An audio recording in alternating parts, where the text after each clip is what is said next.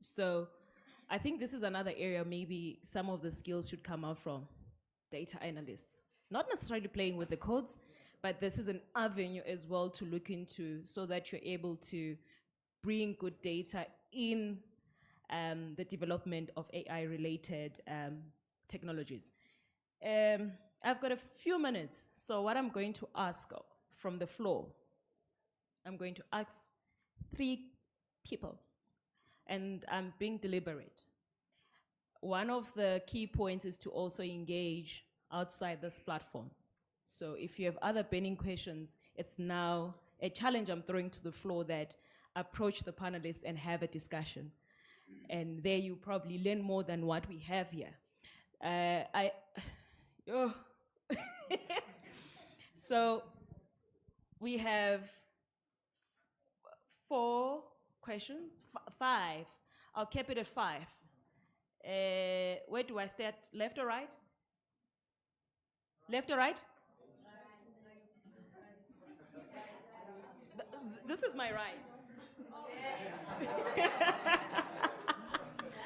All right, let's start with the left, 2 hands, and then I think there are about 3 gentlemen on my right. I will try and reserve much time as possible, but I'll start with those 2 questions and then we get answers, then we see how we proceed. If you can give us your name and what you do as well so that we understand what you do, because this is also introduction for yourself. Thank you. Okay, hi everyone. Excuse me for my voice. My name is Ntando Madiane. I'm a student under YEM Online Education, and my question is directed to the NYDA.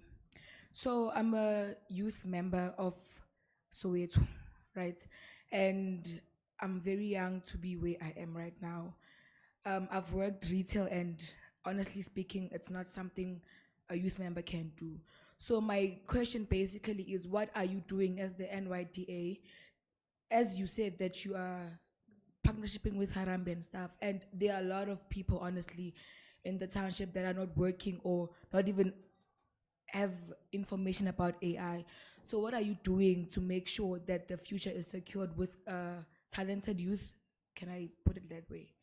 So yeah, that's my question. Let's play it as 30 seconds. Yeah, 30 seconds, 30, 30, 30. Thank you. Hi Ntando, nice to meet you. Firstly, before my 30 seconds goes, erp.nyda.gov.za or sa.youthmobi, but please use ERP.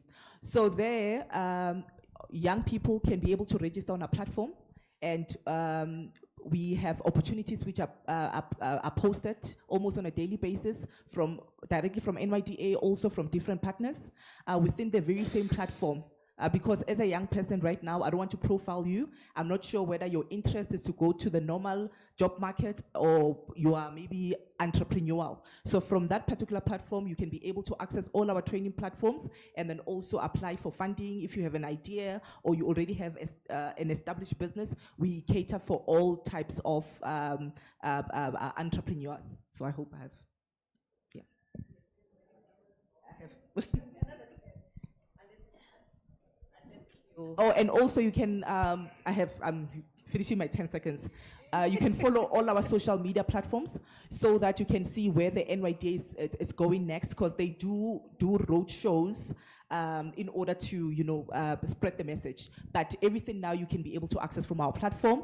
And we've got our toll-free number 0800 585858. My question goes to all of you, but I want to start with the NYDA, which of course is a result of my pen somewhere at some point. We're talking about skills, but currently in Tsomo, if you have Vodacom, you have MTN,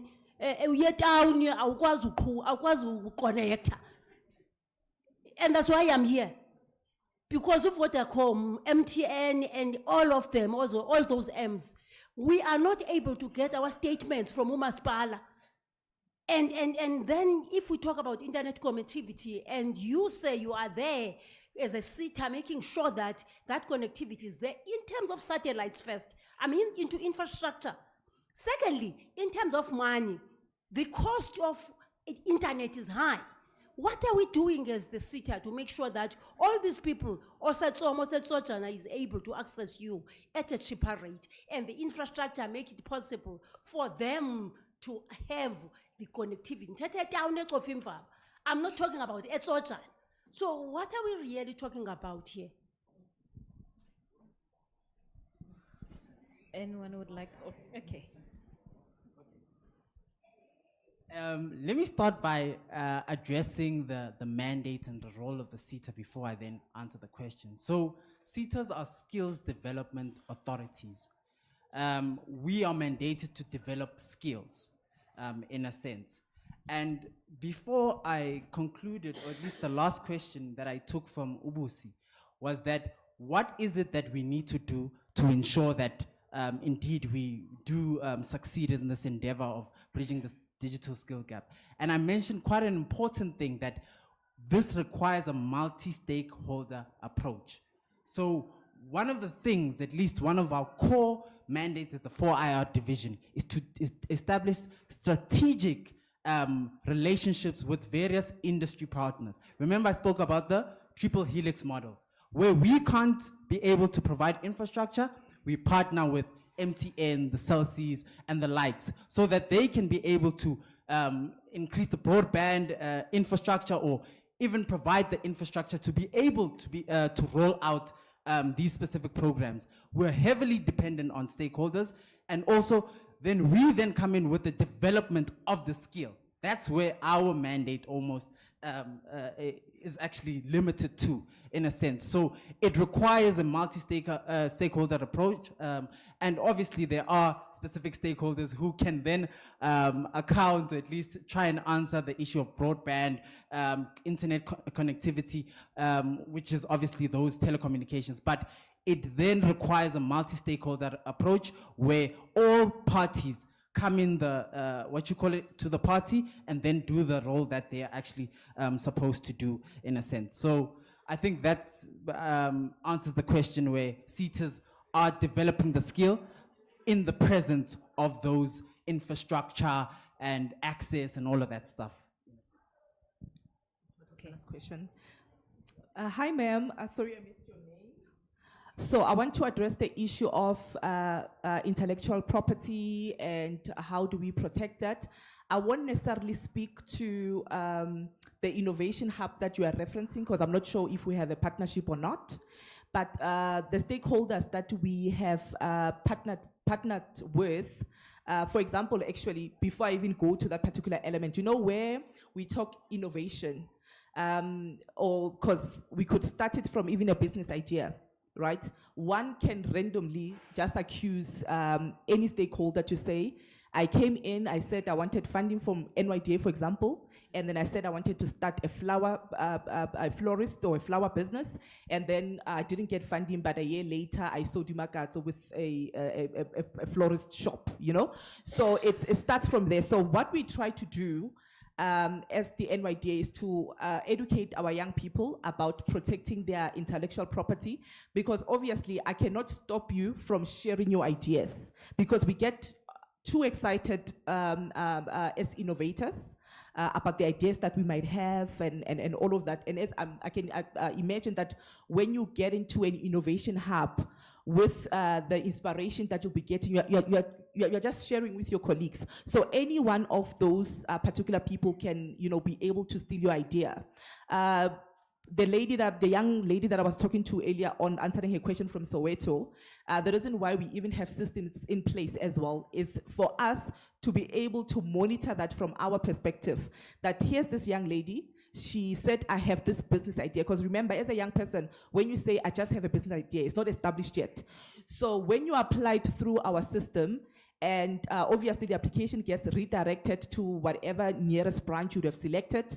And then if later on you come and say, so-and-so stole my particular idea and they are an NYDA employee, for example, or they are one of our partners, we are able to go back to the data to say, when did you share the particular idea with the partners or with the NYDA? So those are the mechanisms that helps us to protect our young people and also to help investigate if such an issue arises. But through the partnerships and the innovation hubs, when the young people from where we have partnered with, when they go there, there's contracts that are in place which are being signed.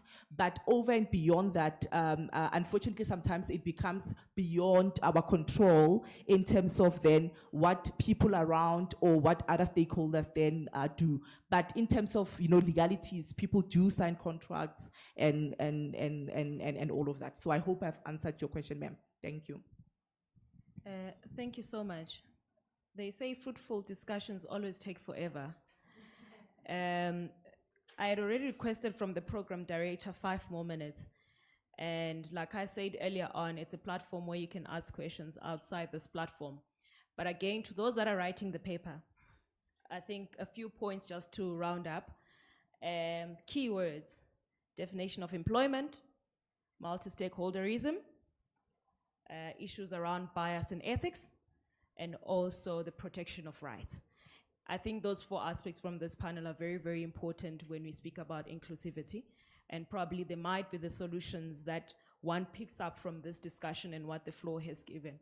Again, I apologize to the floor, but again, it's an opportunity for you to meet our panelists outside this chairs that we're sitting on when we're standing and having coffee and perhaps lunch. So thank you so much, and thank you, Program Director and the panelists. Thank you. Thank you. Can I actually get assistance with the gifts? Can we please give them their gifts before they leave the stage? And then can we also have a group photo with the gifts in hand? And then Advocate Dennis, can you please join us on stage for your gift?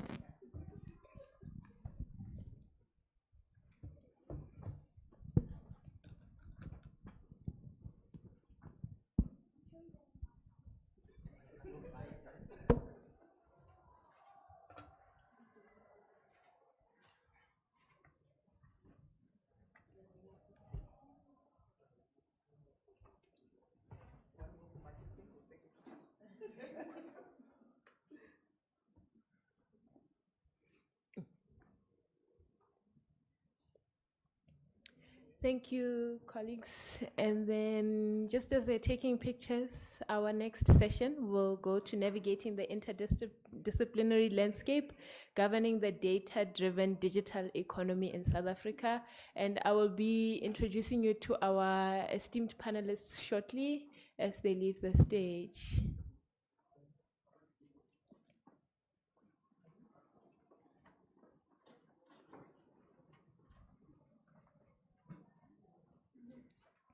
Thank you. Can we please welcome our first, okay, we've got 2 slides. So I think we have 6 panelists.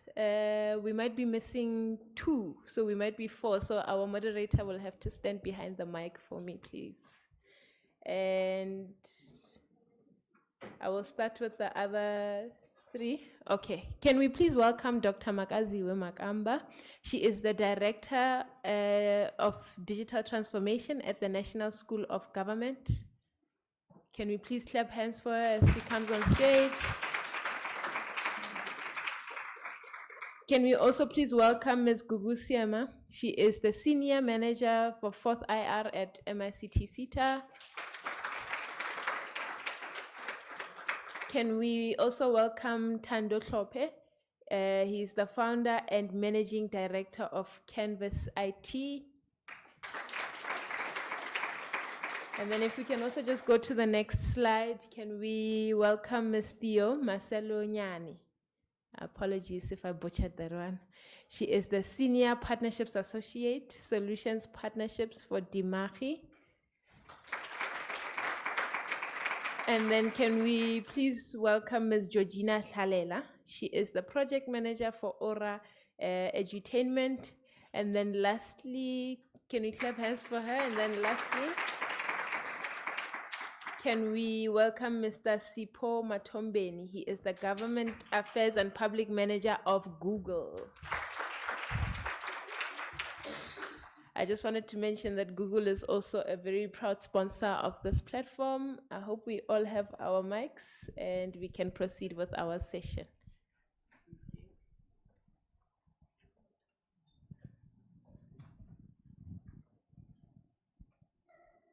Afternoon, everybody. Thank you for everybody for making it here today.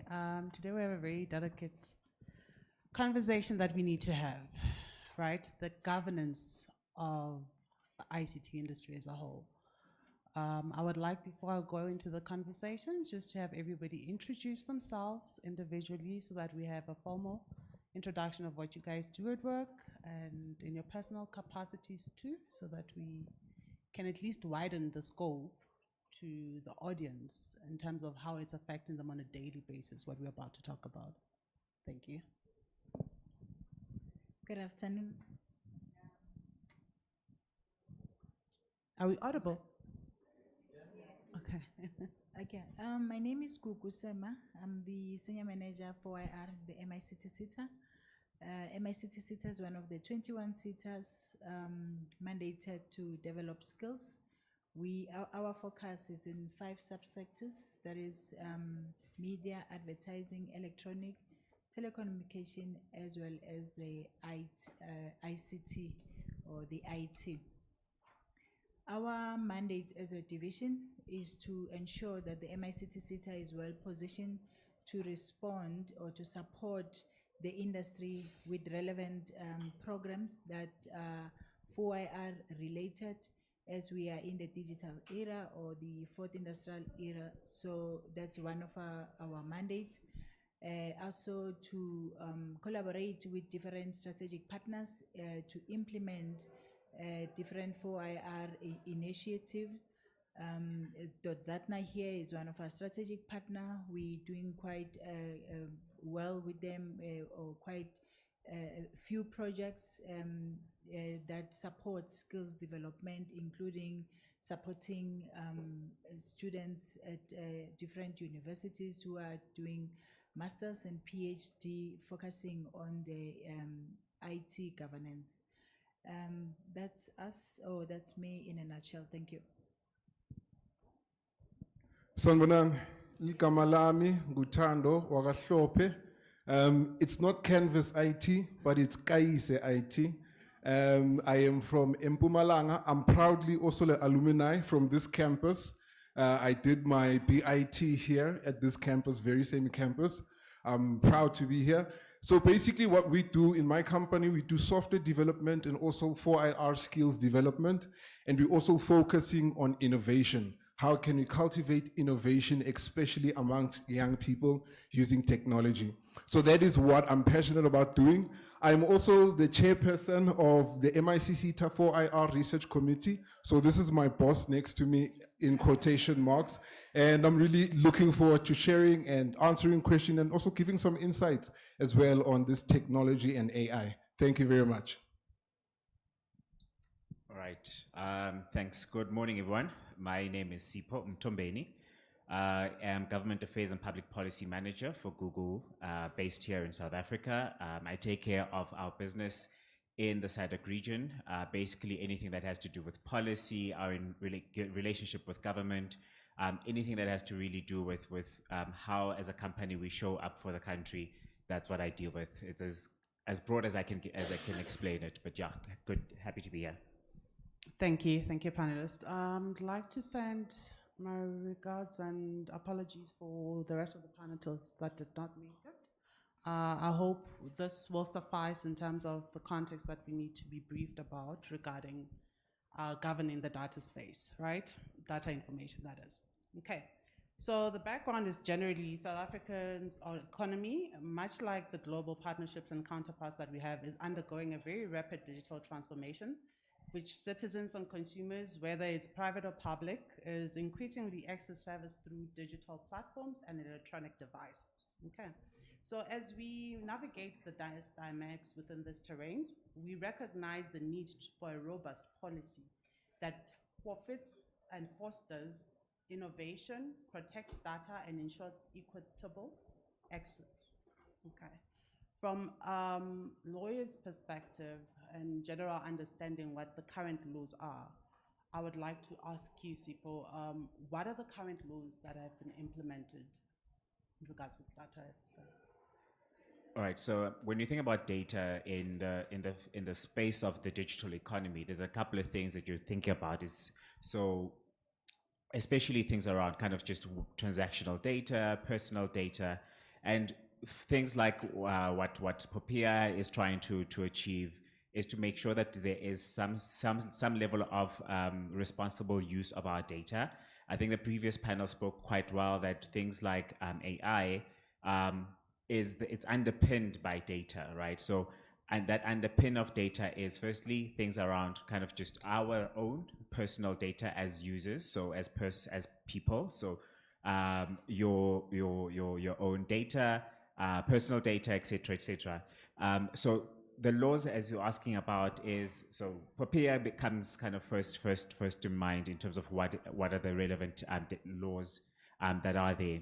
But when you think also about things around kind of consumer protection laws, etc., that do come into place, because they do also talk about how my data is used and how when I transact as a consumer, how that information is then used. So I want to highlight those ones because I think those are kind of some of the key primary ones in terms of especially around kind of privacy. We do know that there are other laws that are quite relevant and have kind of shown their face to be relevant in how the digital economy is operating and especially how data is used, like your competition laws. So highlighting those three: privacy laws, competition, consumer. I think for me, those are what screams top of mind for me in terms of relevant laws at this stage. Okay. This session will do it a bit differently because as we interact with the panel, we'd also like to have some interaction with you guys, just to have a find and feel how you're comprehending to the information that is being provided. Are there any questions regarding the three policies that we have mentioned here? From the floor? Yes. Advocate Nandipa?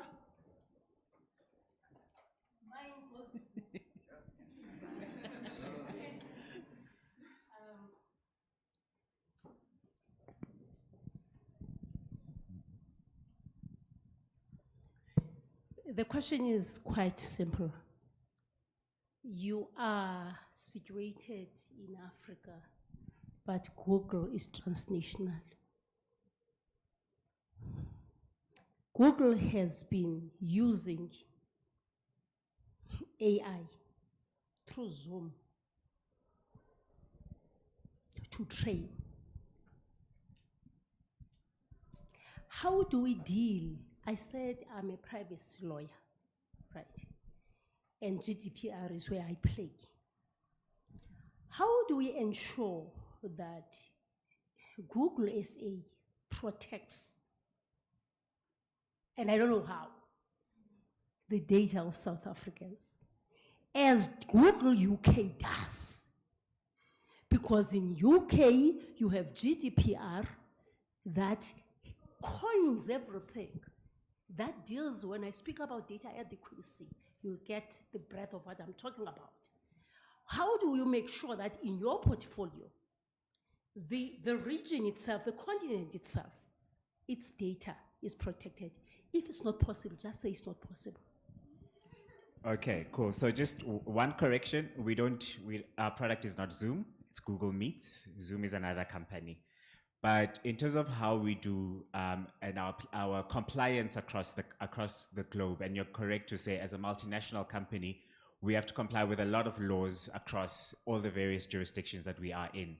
So as a company, the policy that we take is that, for instance, if we have to comply with GDPR in the UK, we'll make sure what we do in South Africa is also compliant to whatever we do. So whatever the laws are in various countries, and I think beyond even just South Africa, you might know more than I do that when you go into the rest of the continent, a lot of the countries don't have privacy laws like what we're trying to bring in, or what we've brought in, at least with like Popia and all of the other acts that I've mentioned. But we are still, as a company, would be compliant internally to make sure that we are protecting the users, right? So I think the biggest thing is that as a user of our products, you need to be able to have the comfort that your privacy and your data is going to be protected the same way in the UK as it is in South Africa as it is in the UK. So that's how we comply. We comply if we are required to meet a high standard anywhere in the world. that's the standard we're going to comply with across our products across the world.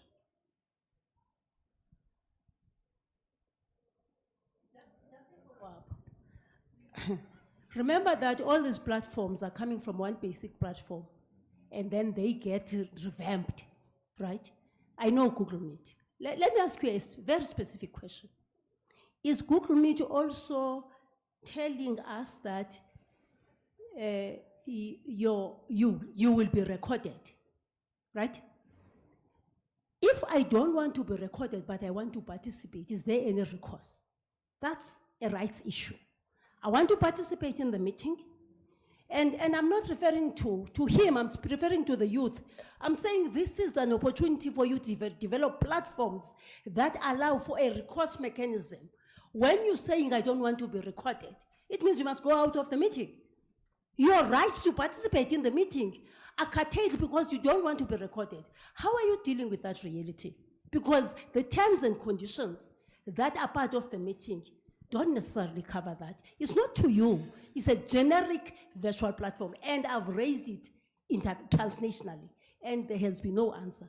The second one, people with disabilities. How do we ensure that in the virtual platforms, all the disabilities are taken? I'm a UNISA lecturer.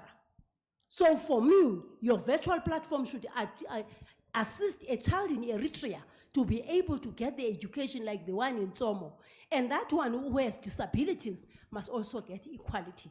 So how are you assisting us in the field of education? Again, it's a challenge to the youth that are here.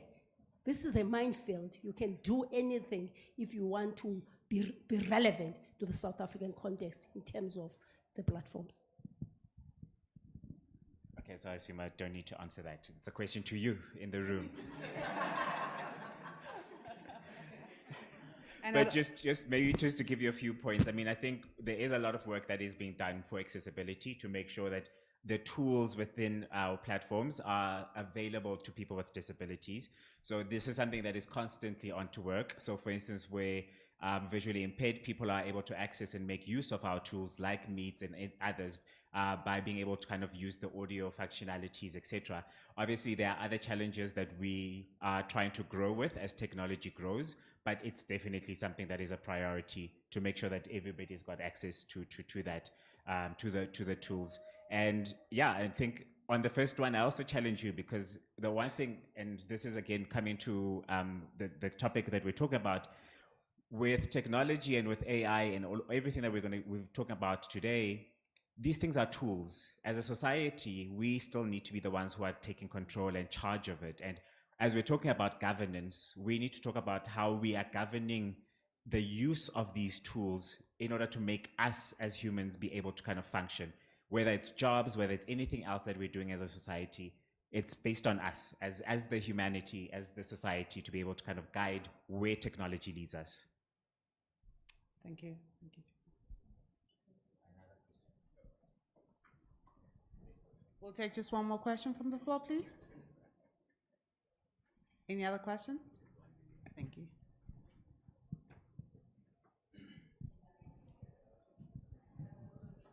Please introduce yourself again, Hi, sir. Paul Hill. I'm from Hill Consulting, and I think I give big companies a grief.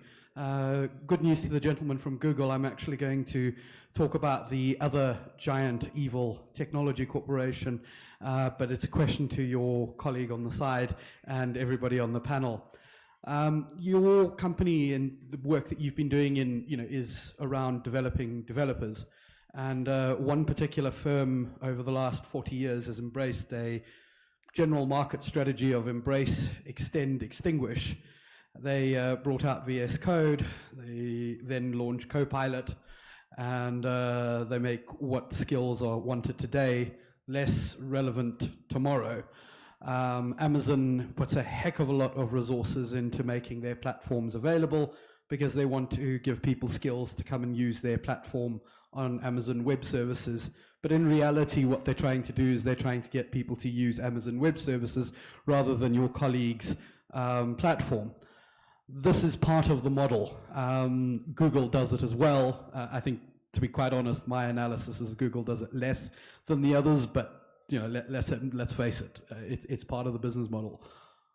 The challenge, though, is that the giant tech companies, for good or for evil, that frankly on this issue is of less relevance, is business model and the culture of operations in which they find themselves is one of expansion, but one in which there is a ruthless cutting of things over the line. Again, you know, to maybe throw some shade at Google, they notoriously cancel, you know, well-loved products at various points in time.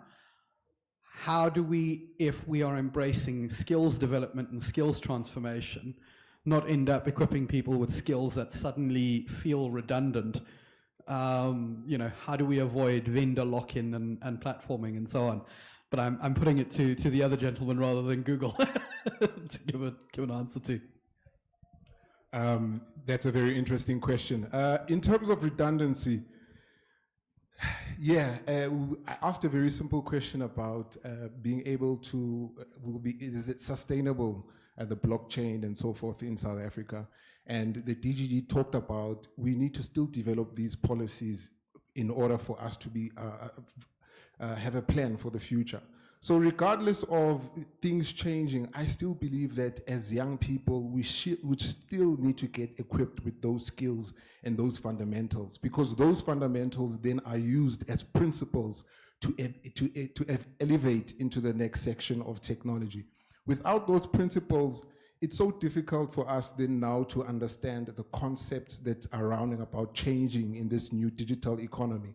AWS is coming and taking over. The people who are really thriving in AWS are those who know technology. And then those who do not know AWS, it's still such a learning huge curve for them to understand and be able to adjust and adapt. So I do encourage young people, we still need to learn. We live in Africa, we don't live in the Western world. We sometimes develop this concept of wanting to live in the Western world, but we're in Africa where everything is far behind. So regardless of things changing, we still need to follow the processes and procedures.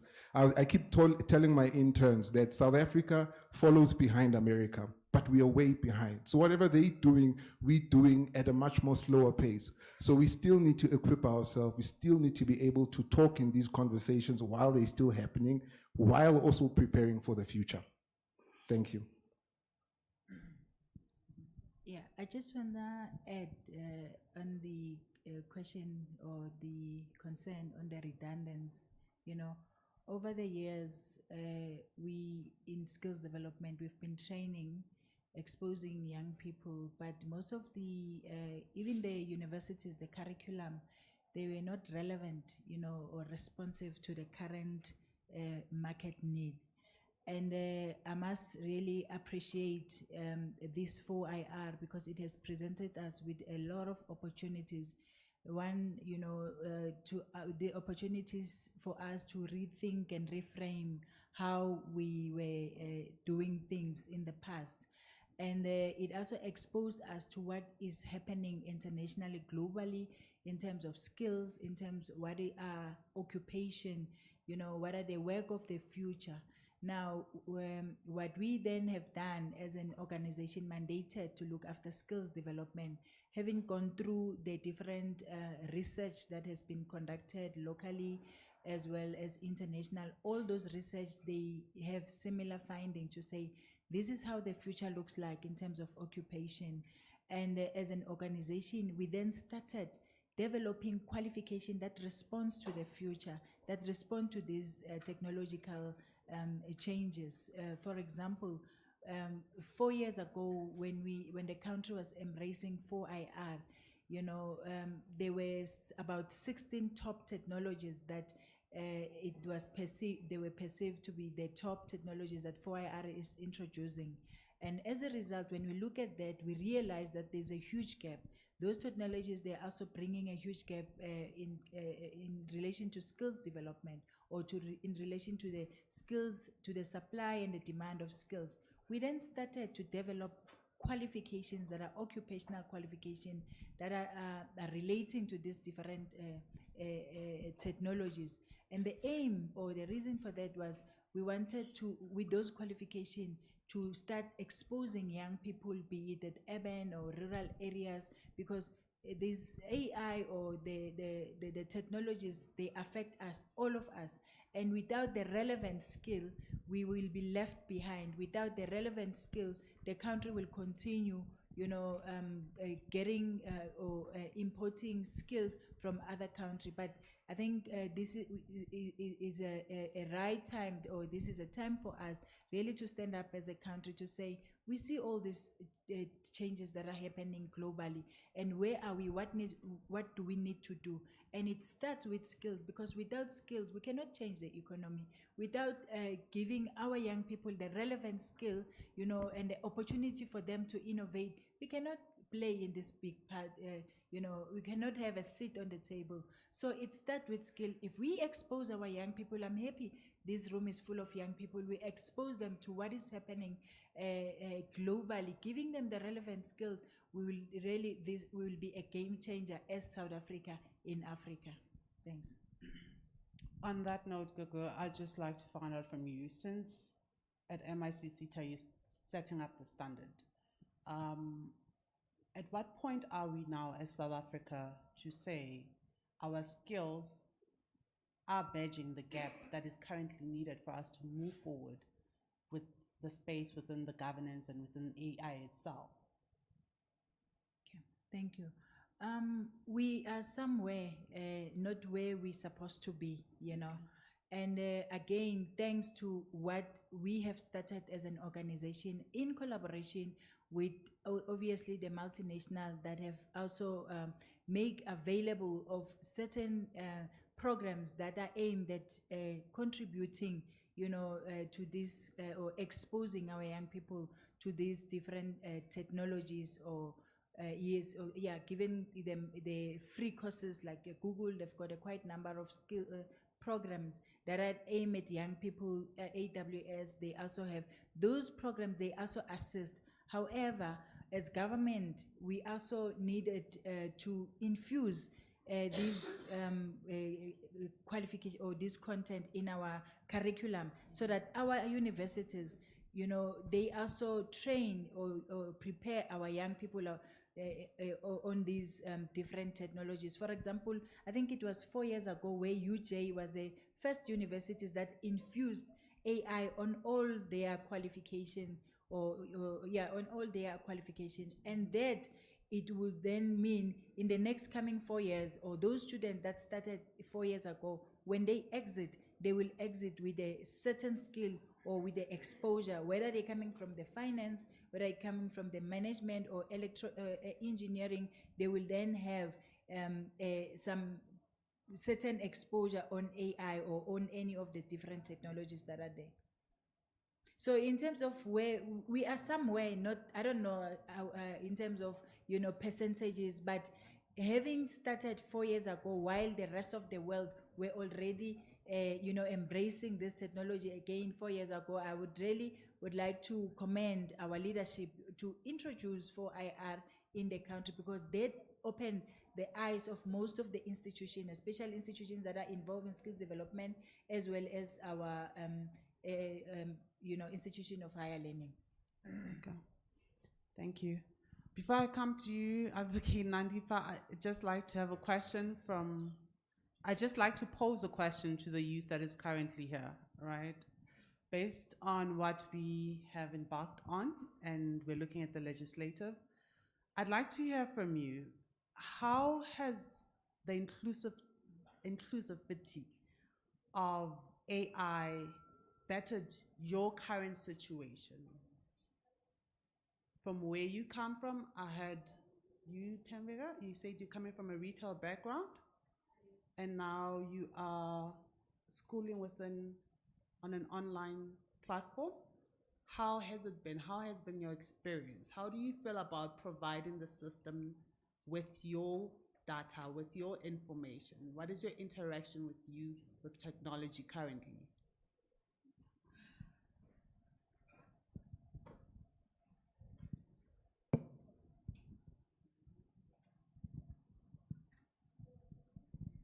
Okay, thank you for the question. Me interacting with technology, basically, it's been okay. It's not easy because it's something that I didn't go to school for, but looking at how AI has influenced everything that we do right now, it's getting much more better, to answer your question.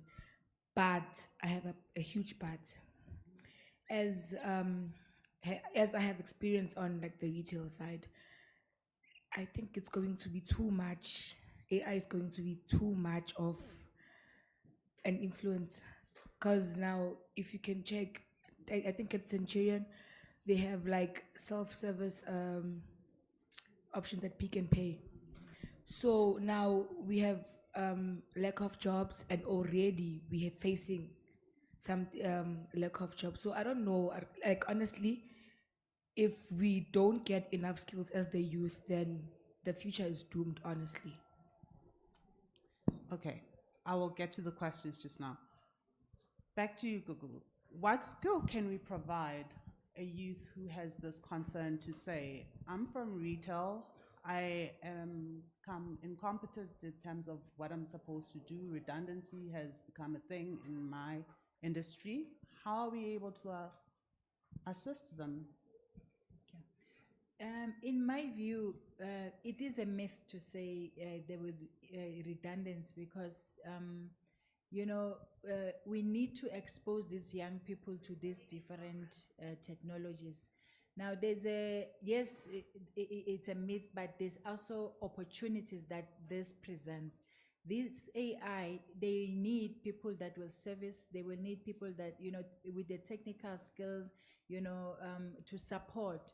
Now, if we train our young people, expose them, giving them the skill, out of the skill, they will be able to innovate, to bring even more solution that will be South African solutions, because currently most of the solutions we are consumers. We are, using solutions that have been developed somewhere else.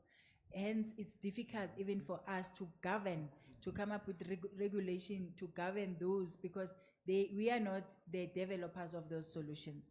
Now, if we give them the different skills in the technology, they are young people, they will come up with, they will innovate and come up with, a solution that they will then use it to even employ or to become entrepreneurs because of what they have innovated.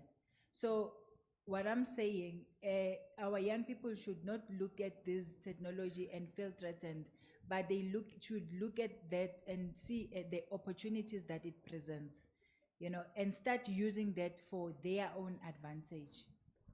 Is it a change in mindset? Yes. Because saying that it's a myth, we are living the reality of it currently, and it will be very faint-hearted for us to say it's a myth, if I may just say so. We're experiencing it, the youth is experiencing it, and these are heartfelt situations that are being gone through by the youth on a daily basis. There's not much talk that goes out there to them to make them understand what is available. I'm not sure if in the audience there's somebody that could speak to that in terms of how are we letting the information out there.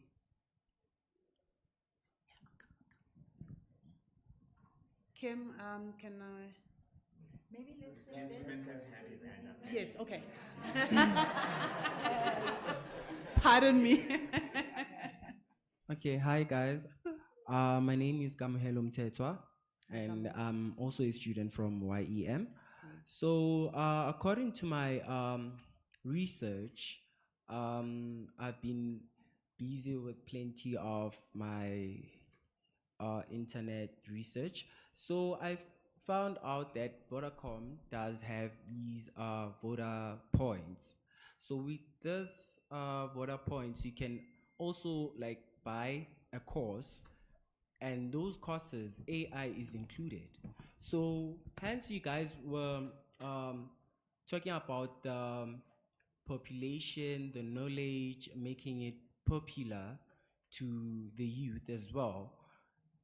Why can't we partner up with these kind of networks so that it can be much more easier for the population of AI? Because right now I'm currently going to start my course in Upskillist, which is a course that I got from Vodacom, and it's about AI, and it has a certificate, and a certificate it's a diploma, and it is it it also can make you find a job.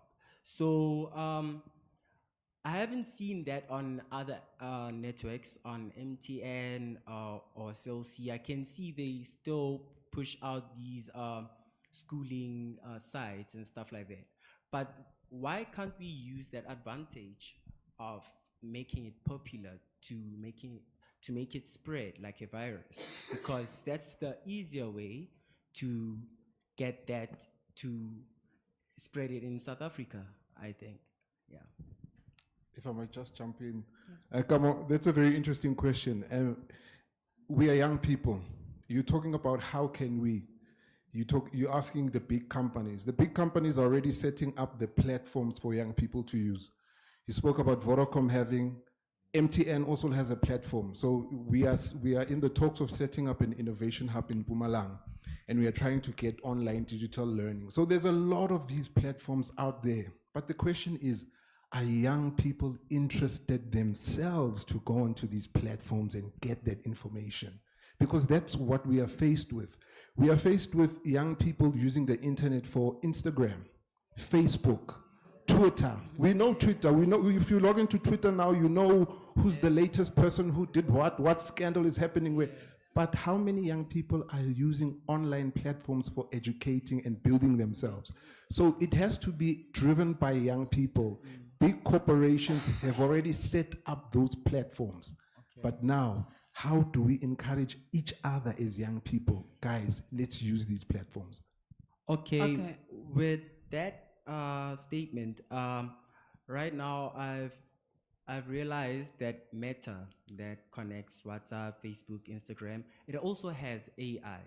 So obviously people are like now interested into their Instagrams, TikToks and stuff and etc. So that is the key to unlock that door, to bring that awareness, because the AI is the one that creates creativity, creating contents, making it to be easier for us to create a content. As an artist, for me, creating my own content, it's easier, like your Lightroom, editing your pictures, also recording your music. It's AI as well. So with that, they are highly aware. It's just that it hasn't, I don't know yet, but it hasn't gave them that spark.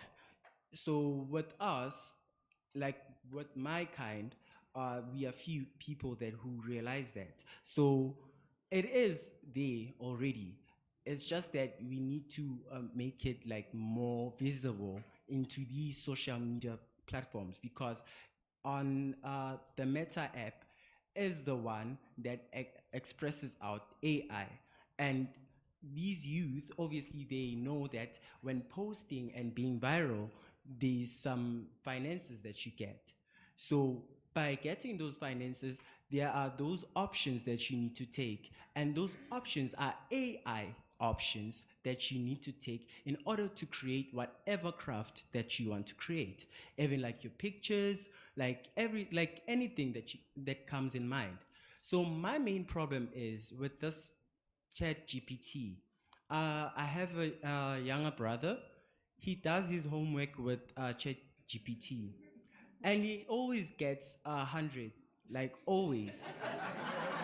My problem is, I'll just recognize that and wait for maybe 3 weeks, and I'm still stuck on that paper that he wrote and got a total.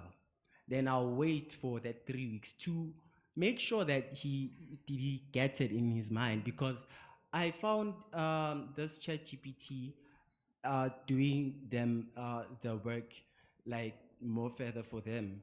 It's like giving them that free time and access, and now it's not making them to exercise their mind, like upgrade their IQ levels as Yes, well. okay, so Kamo, it's more about just answering to get the answer right, not necessarily understanding what the question was inquiring and what it needs.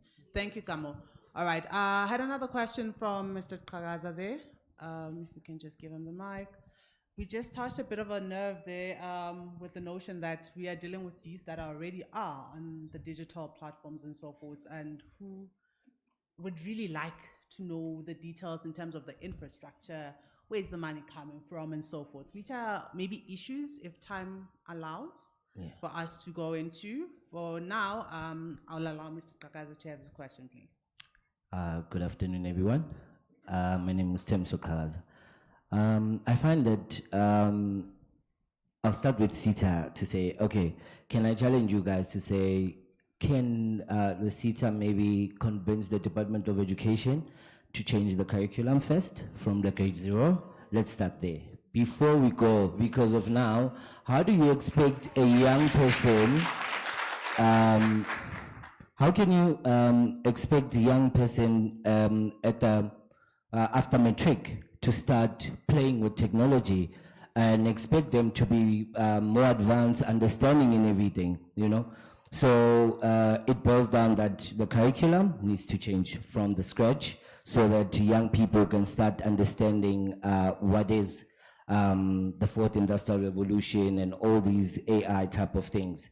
And I feel that a lot of events that are taking place most of the time are done in, you know, you find it sent in wherever, you know, you cannot find most of events that are powerful or have powerful content, powerful information going into the people down there, you know. As much as sometimes our government can do campaigns, go out there and do everything, I feel that in terms of education, we need to come back, guys, and make sure that education is the most powerful thing for young people, because let's say right now, we did a research with my young students to say from grade 0 to grade 5. You know, if nanamhlanje you find children still coloring yellow, blue, black. You know, you look at young people in China, they are coding, they are programming, they are doing a lot of stuff, you know. And even the teachers themselves, they are not well skilled in terms of technology. Mr. The Kagaza, government, I'd oh, like sorry. to stop you there because I just for point of time, Okay. and just understanding that other topic we're going to go into right now, which is the enablers of AI, right? Is MICT CETA part of the enablers? You know, we'd like to understand within this room, who are we talking about when we talk about the enablers?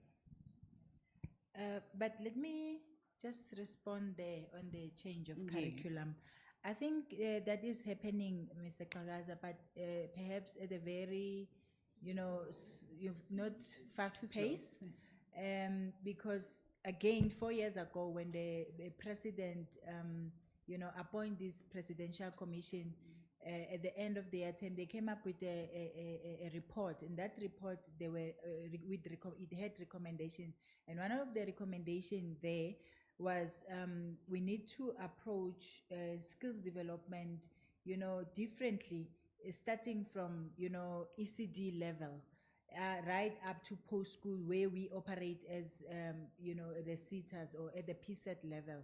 And that recommendation, again, it was clear that we need to start introducing our young people to these different technologies.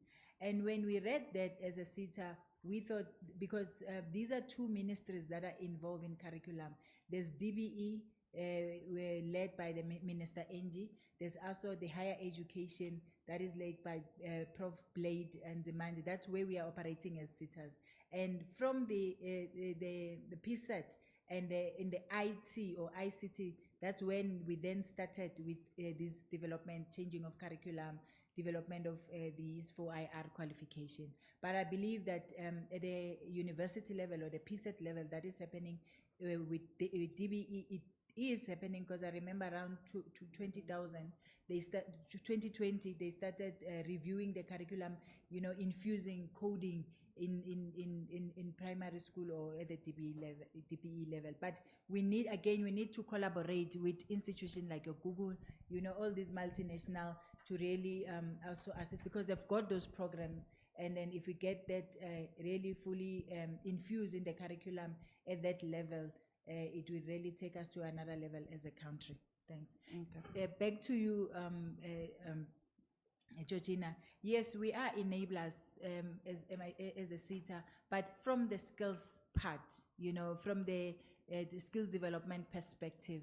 And why I'm saying that with the drive of developing the qualification and changing the curriculum, we looked at AI as well. We have came up with a qualification that is AI specific, the AI developer, with the aim of implementing or using that qualification, exposing young people, because as a SETA, we not only develop qualification, but we also provide funding. We fund this program for the training of the young people. So to a certain extent, on skills development perspective, yes, we are. Thanks. Okay.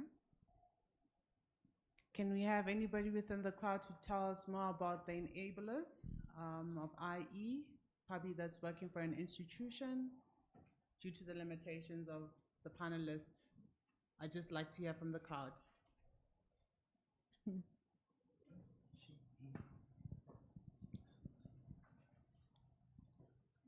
so much.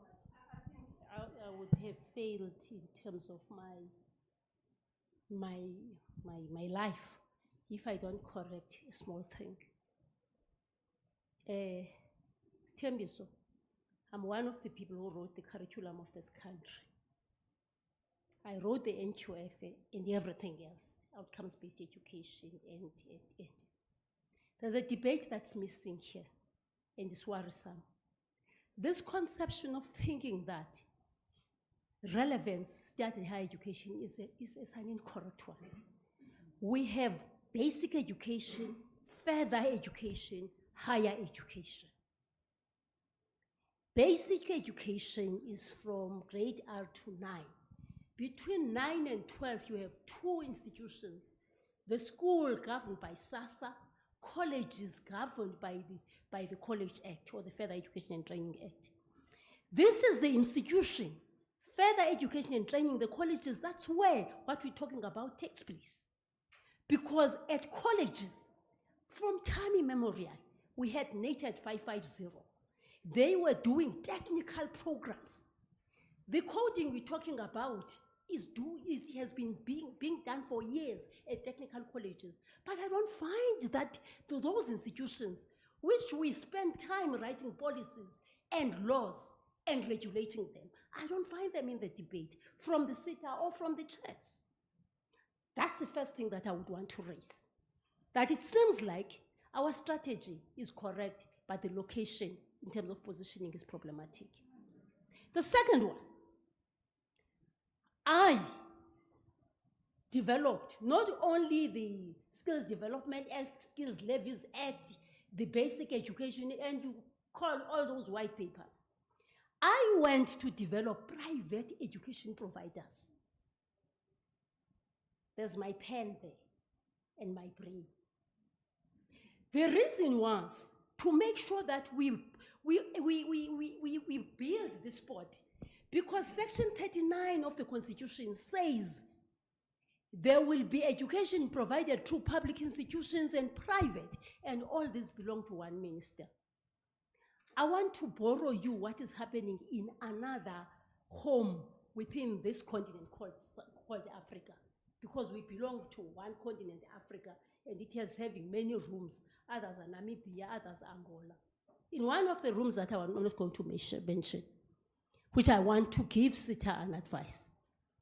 Currently, I will ask the question, are we providing the grant funding to public institutions and private institutions?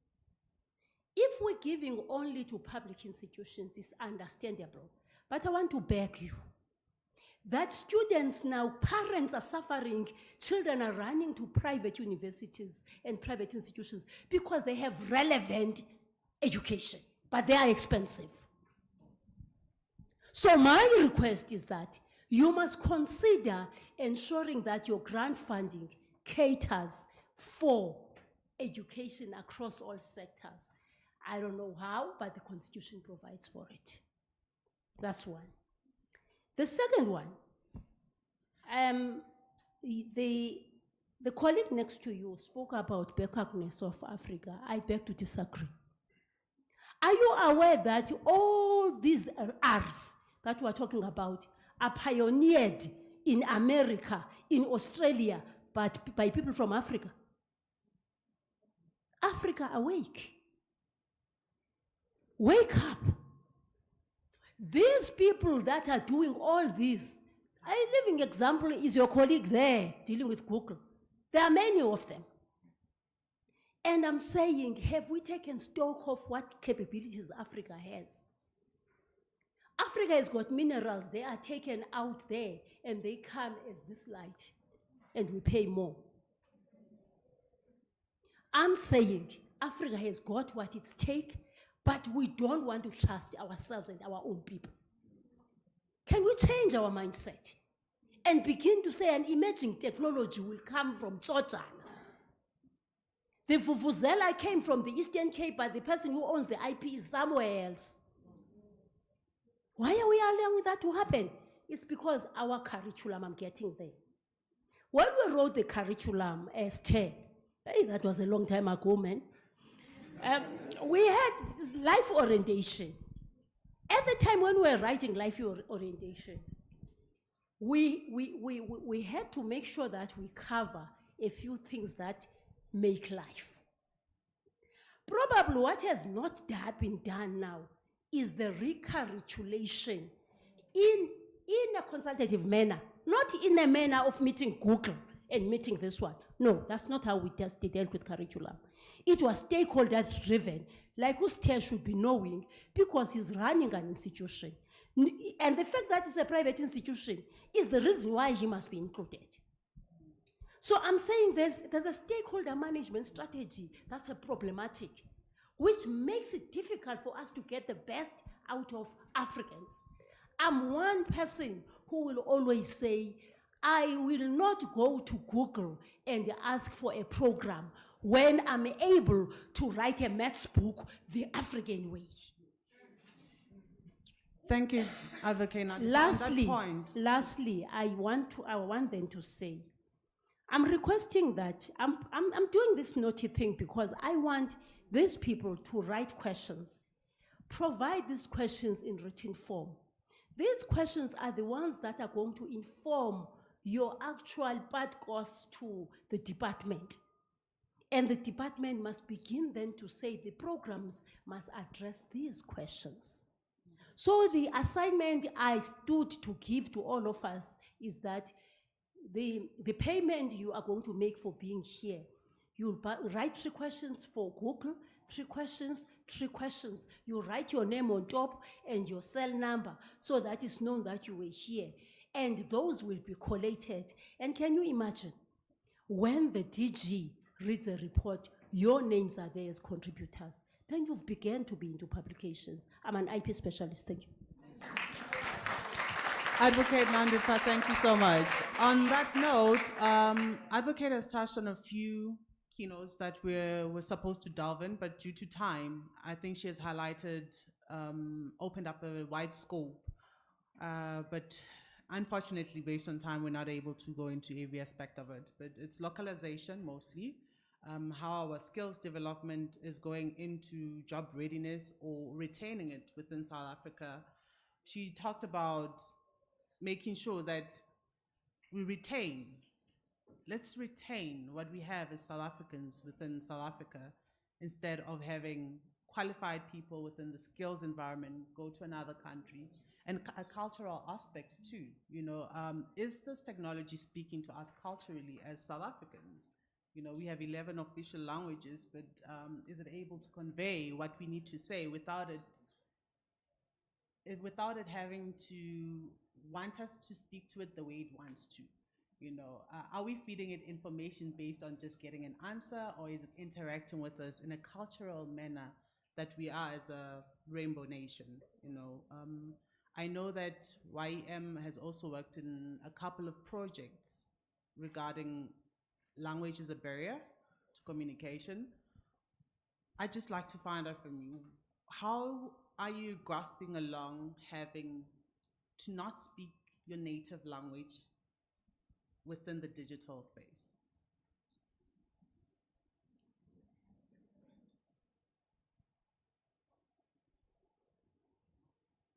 Please, 5 minutes.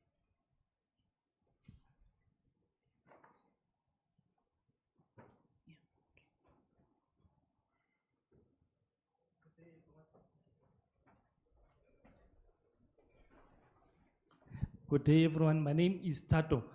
I'm intrigued by this question of language as a barrier. You know, is language a problem, or the approach how we teach young people a problem? Because if you look at, for an example, people who steal cars, these expensive cars, 800,000 rand to 1 million rand, those people are uneducated. But they are educated practically. They know how to use a signal jammer, key coder, how to remove a tracker, and how to change basically ownership of this vehicle and sell it. Similarly with hackers, you know, if you look at most top hacking countries, these are non-English speaking countries, you know, taking China, Thailand, Russia, Vietnam, Brazil, and of course America is there. But then those people, they hack big organizations where you have CIOs, risk managers, you have IT experts, CISOs, you know, chief security officers, and these are paid a lot of money, but they are circumvented by people who can't even write a paragraph in English. And the guys who are protecting these systems, who are supposedly eloquent in English, very advanced, you know, education and huge budgets from these companies, but they are circumvented by people who are unable to speak English. So in South Africa, even now we're talking IA, the approach, how we teach this IA, do we have a practical environment where people can learn how to do, as opposed to just doing all these online programs and or courses? People just listen to videos and watching slides, and then we say people have learned IA, and we give them a certificate. Whereas in some places, people have hands-on, they download software, they break things, they try things, and in the end, they make things work. Thank you. Thank you for that. Without wasting any time, there was a point where our gentleman here spoke about the cloud and paper policy, and I'd just like you to connect this conversation to that and how we can mitigate this problem of cybersecurity.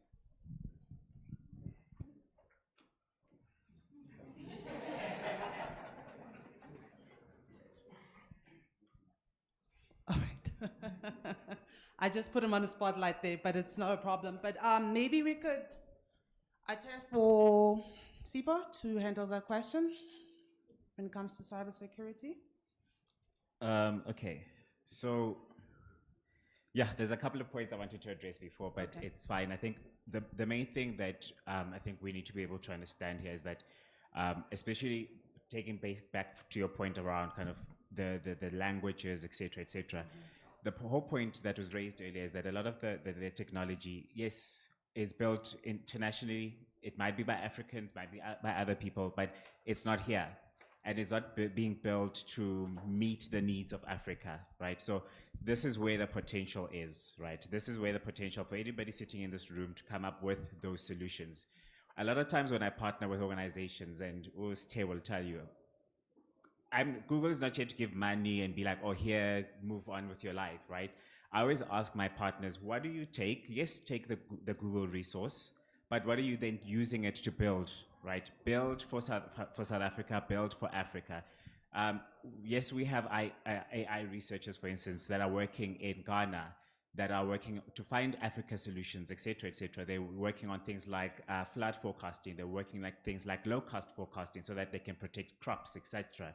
Those are problems that they found are uniquely African, and they're working on identifying and fixing for those.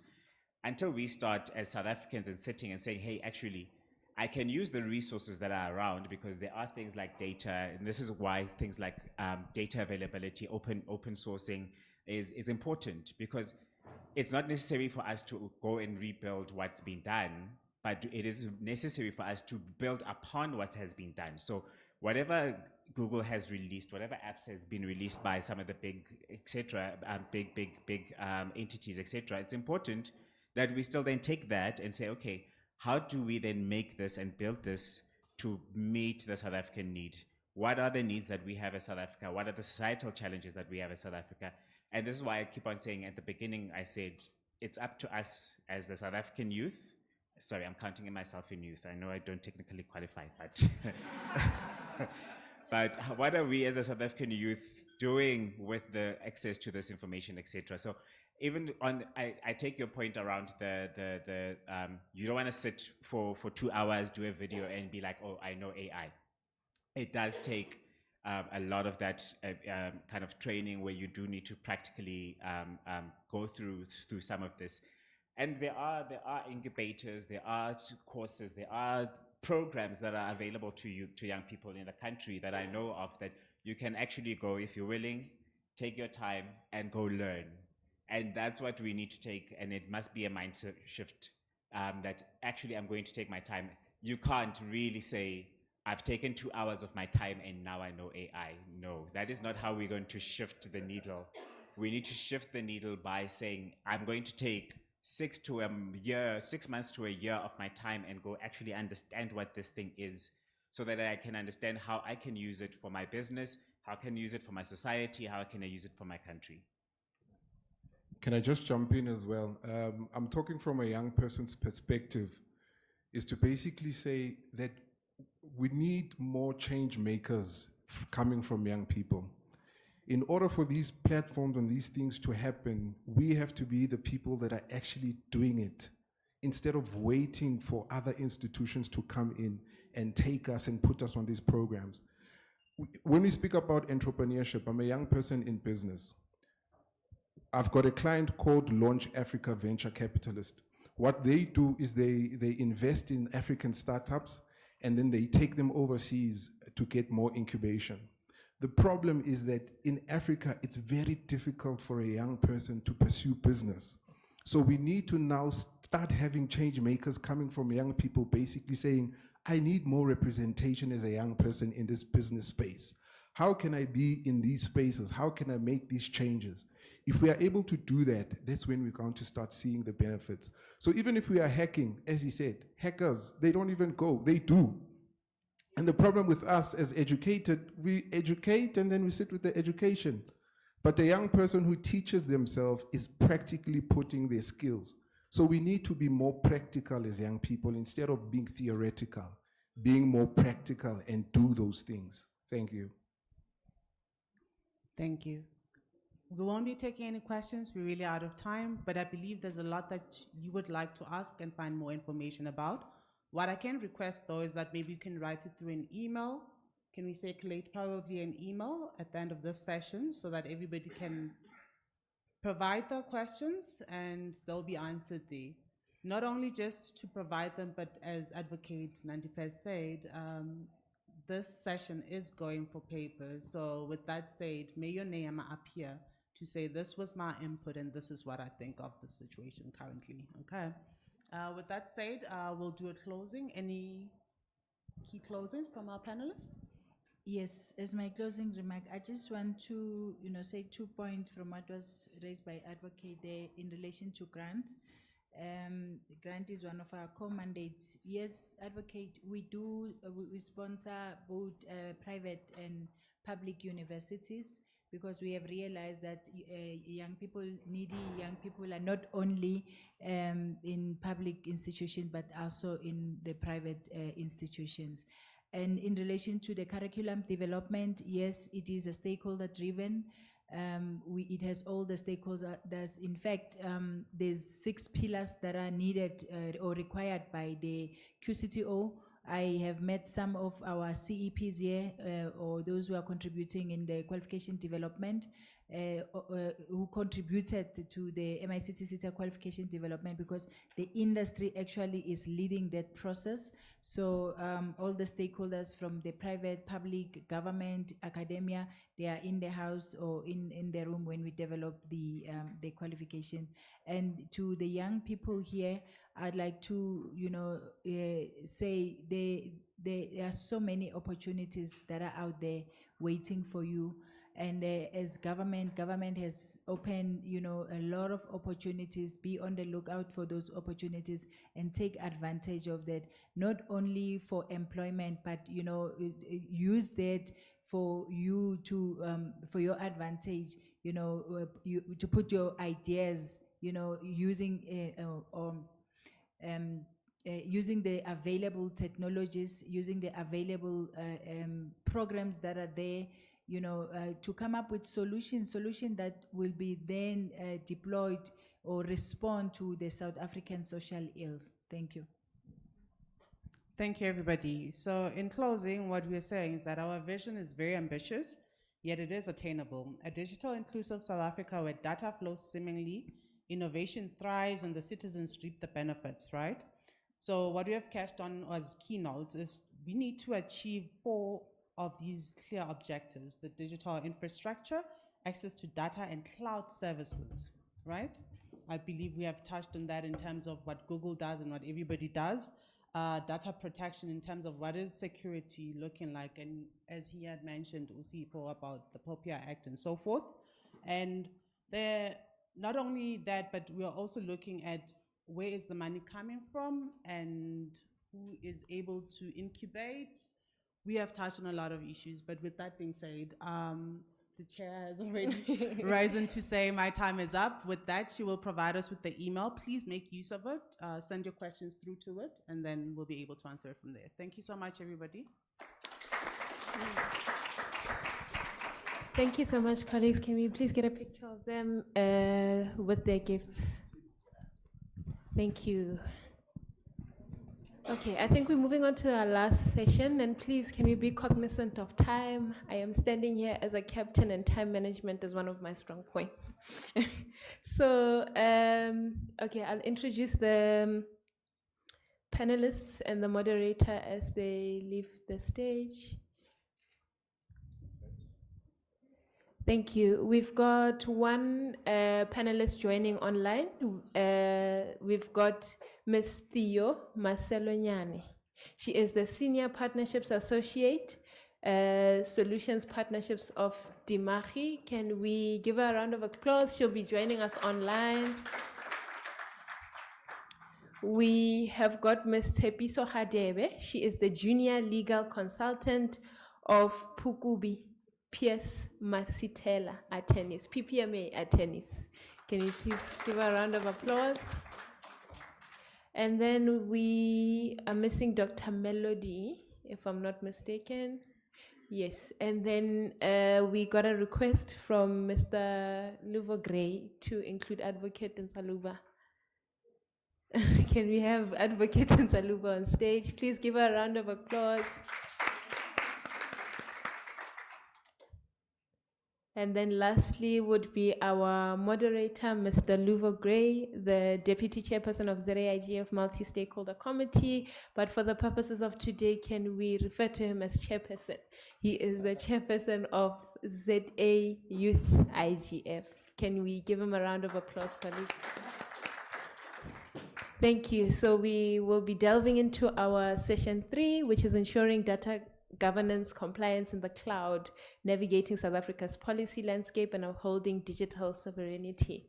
And that would be our last session of the day before we go fill our stomachs and vacate this beautiful institution. Thank you, colleagues. Thank you very much, Chair. Ladies and gentlemen, esteemed guests and participants, welcome to our panel discussion on ensuring data governance, compliance in the cloud, navigating South Africa's policy landscape, and upholding digital sovereignty. In today's digital era, the management and protection of data has become quite paramount, especially with the increasing adoption of cloud computing technologies. South Africa, like many nations, grapples with the complex interplay between data governance, cloud services, and maintaining, quite important digital sovereignty within its borders. So as we embark on this discussion, we'll delve into the intricate tapestry of regulations, policies, and best practices that govern management in the cloud within the context of South Africa. So from the Protection of Personal Information Act, which is POPIA, to the draft cloud and data policy that will be published for final comments quite soon, as Acting DG mentioned earlier on today. Our distinguished panelists bring a wealth of expertise from various sectors, including legal, regulatory, cybersecurity, and technology in general. So together, we aim to shed light on strategies for navigating the complexities of data governance, compliance, fostering collaboration between stakeholders, and ultimately safeguarding the integrity and sovereignty of South Africa's digital landscape. So we hope that this discussion will provide valuable insights, actionable recommendations, very important, and foster meaningful dialogue as we collectively strive towards a more secure, compliant, and digitally sovereign future. So thank you very much for joining us, and we look forward to a very stimulating and productive conversation. So, ladies and gentlemen, before us today, we have on my immediate right, we have got Advocate Zaluba. On next to her, we've got Ms. Tsepiso Hadebe, who's a junior legal consultant at Pugubi PS Masitela. Of course, Advocate Zaluba is a multi-stakeholder committee member. Theo, and we also have online Theo Masoloanyana, who's a senior partnerships associate and solutions partnerships in Dimagi. So, ladies and gentlemen, we are about to start our conversation. I will start with the first question, which was supposed to be for our panelist, who we've replaced with Advocate Nzaluba. So, Advocate Nzaluba, my question is, how does South Africa's current policy landscape regarding data governance impact businesses operating in the cloud?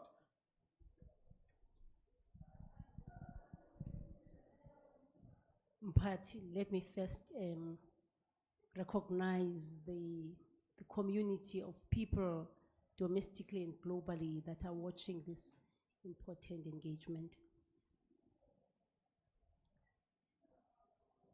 And all those that are at the venue physically, you are rightfully saluted. Allow me to speak this time from a military perspective. Data governance, in terms of policy, we have policies, we have regulations. We have what we called, I said I'm going to use the military slang, there's a reason. We have what we call MIS, Minimum Information Security Standards, which talks about which information must be where and how it must be kept. This is the policy that will allow you to be able to talk about the security features, whether it's confidential, whether it's restricted, and how you manage that. And this is what informs our government. You will see, if you are operating in government, that when you are carrying submissions to those that are new to government, there's a trunk that is there. Today, know that it's MIS that says there must be a trunk. I'm not going to go to detail. I'm not in a class for MIS today. Fast forward, you then have the law that says you're supposed to make sure that before you record me, I must know that you are recording. Of course, it has requirements in terms of what happens then when you are looking at national security. You will know about a favorite case on Amapongane that began to actually deal with the constitutionality or unconstitutionality of some of the provisions of that particular act. That's data governance, because it began to say when you're dealing with issues of data, for national security, we can't have everything flying all over. we must have a way of managing. Still on data governance, you will recall that during COVID, we ran faster to finalize cybercrime. If you look at cybercrime and the crimes that are there, they are actually how you manage data. That you're not allowed to go to WhatsApp and you find a message that is degrading somebody else and you keep quiet but you are in that group. Or you forward it to your other friend and your friend forwards it to your other friend. The same thing on Facebook. I want us to be practical on this in this engagement. Theory is gone. Like one of the colleagues was saying, we must eat the law and begin to see opportunities. We're building future privacy lawyers here. Now, that's data governance again. But what happened? Some provisions were unconstitutional. I have decided not to call the names of legislation because I don't want you to run away. I want just to speak about what data governance is in simple terms in English. Then there was a time where you had to buy oranges through a phone. You had to buy airtime through a phone, what we call in ECT, click wraps.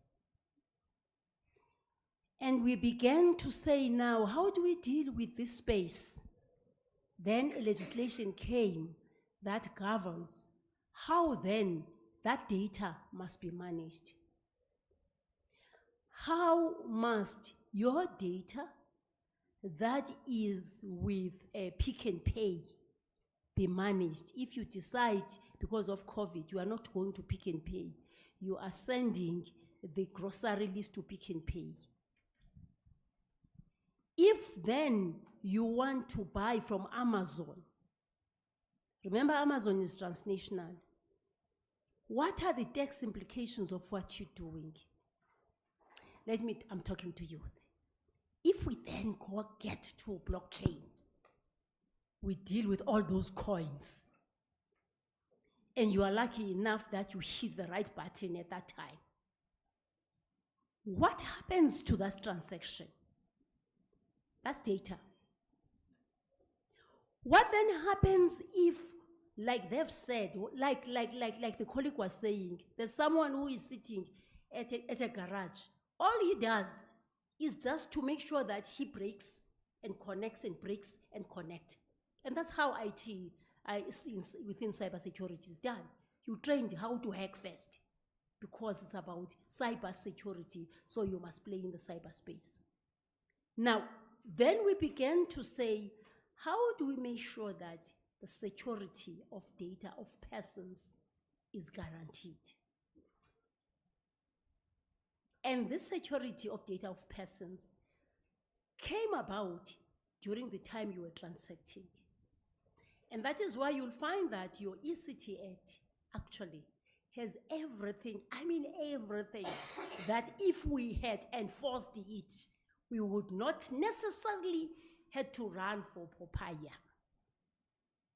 It even had inspectors, but because of human resource implications in party, we never even implemented that provision. So then we came with the cybercrime, which then had to make sure that we stop sending pictures that are frightening to people. Right? We still had to make sure then that we protect everyone and everybody. Though we decided that once initially we had cybercrime and cybersecurity, which is the whole thing, they are cousins. Prof. Snee will tell you that they are cousins. Now, we then had to focus on cybercrime because COVID was causing chaos. People were doing what they were doing, and it was creating terror in terms of people's aspirations and attitudes. You then in the middle ended up with what you call then the protection of personal information. You also have promotion of access to information. That's also data. I'm telling this story because I want you to know that policies are there. They are there and they cover everything to a point where we became smart. When we deal with a policy that follows, we first we do a race analysis to say what were the gaps in the previous one so that we are able to make sure that we close those gaps. So to answer you, coming from the treaties that are multinational, we then developed the domestic policies because Section 232 of the Constitution says before a treaty is made to apply, it must be domesticated. We domesticated all those and we had the policies. The policies are there, but the challenge is the implementation. The challenge is what is called monitoring and evaluation. Now, when I talk about a monitoring and evaluation, there are 5 levels of monitoring and evaluation. There's a diagnostic level, it's a triangle. There's a diagnostic level where you begin to say, what is it that I'm doing? The second one, I think I know what I'm doing. Am I doing it the way I was supposed to do it? The third one, then you look at what is it that is improving? Then you look at the fourth one that says, am I achieving the outputs that were meant? The fifth one is saying, are the outcomes that were intended really achieved? That is the transversal impact assessment. That's what we're not doing. We're not looking at the evaluation of resources availability to implement. We're not if we are doing it, we're doing it in silos. And sadly, this is happening when we established a department whose role was to make sure that that triangle is implemented. The department has developed the instrument, but the question is, are we all understanding outcomes-based planning, outcomes-based monitoring, which the government adopted as far back as 10 years back? So I want to leave it there, but I wanted just to close it and say, this is part of education, this is part of research topics, and we need to make sure that we know exactly what is there and what is it that is not happening. And lastly part, there is what we call an evaluation. You have SDGs now, they were MDGs when we started. What is MDG, what is SDG? Is a country approach to developmental issues resulting in a country report. I would dare say, I want someone to raise their hand who has participated in the development of the country report. If we have not participated in the development of a country report, how do we expect us to respond then to SDGs, to MDGs, to NDP, to all those outcomes? I'm pleading that out of this as youth, let's grab our space in the table, in the pie. This is about time. Thank you. Thank you very much, Advocate, for that wealth of wisdom. So you touched on quite an important aspect.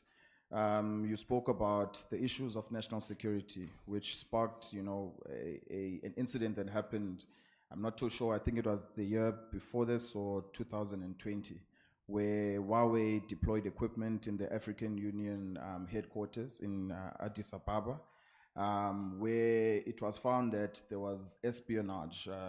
Huawei allegedly had committed espionage, where through the equipment that they used for the Wi-Fi and the local area network, they then saw that Huawei was intercepting information that was quite critical to the development of the African continent. And that is a very dangerous, dangerous thing that could happen to us. So I want to come back to you and pick your brain on that. So I went too far ahead of myself in the beginning of this discussion. I was supposed to request our panelists to introduce themselves. So I will give the panelists, I don't think who advocate needs an introduction. I will go on to Ms. Tshepo Sahadebe to introduce yourself for 2 minutes. Thank you very much. Chair, you are incorrect. I must introduce myself formally. Well, just as he has indicated, I'm a maths and science teacher. Let me start there. Then I became an advocate because I wanted to do PhD, LLD, DBL in intellectual property. What was worrying me? It was exactly what was happening in the Eastern Cape, where you have technical high school students whose IP disappears and appears somewhere without them getting anything. I felt it's important that that's who I am. The advocate part of it came because I had to regulate private institutions or stay abaya. And of course, you know, private education is made up of astute people. You need to be astute if you want to deal with them. Well, like I said, I'm a teacher. My school was and remains Nyanga High School in Ngobo, in the Eastern Cape, Emakwatini. It's always on top all the time. Fast forward, I then was deployed to the Department of Education because of the results there some years back to assist with vocational education. Hence, you hear the passion. When I was at Nyanga High School, I developed the school from a general school to a technical high school with ABET to take care of those people who ended up at work because there was no money, but they are able to reconstruct watches, but they don't have education. They are nurses. As I'm speaking, there are people who are in government now, who are doctors, others are engineers because of that adult education and training school that was running at night at Nyanga High School. So when I talk about the vocational education, that was what I was called from the Eastern Cape to deal with in the new era of education. I was in the mines dealing with your minerals and energy. I was with ESCOMs dealing with everything that you can talk about. And the issue of language was so interesting. I don't want to go there. So, because then I happened to come from the Eastern Cape, where already we were in Transkei, we had grade R to grade 9. Our system was already outcomes-based. I then assisted in outcomes-based. I assisted in higher education in the white paper, whilst I was dealing with technical vocational. So sitting here is a person who owns the education system and the skills development of this country. Thank you so much, Advocate. I'm really in awe of being in the company of such brilliance. My name is Tsepiso Hadebe. I am one of 12 technology, media, and telecommunications lawyers at Pugobe PS Masitela Attorneys, PPM for short. We are based in Parktown, so our firm has been in operation for 24 years, 20 years this year, 20 or some years, and we are operating under the guidance of Lucien Pierce, who I think you will get to meet in one of the sessions tomorrow, and I am very happy to be here. Thank you. Thank you very much, Ms. Hadebe. Online, I think we have Ms. Theo Marcelo Anyana. Madam, may you kindly introduce yourself? Thank you. Hi, everyone. My name is Theo Masolanyane, and I am a senior associate at Zamagi, which is a social enterprise that uses technology, more specifically our open source software platform Compare, to enable service delivery to underserved populations. So I primarily work in our digital health project, and currently support the mHealth project that we are implementing with the Department of Health for community health workers under the robot policy. Previously, I worked at Intel in their government markets.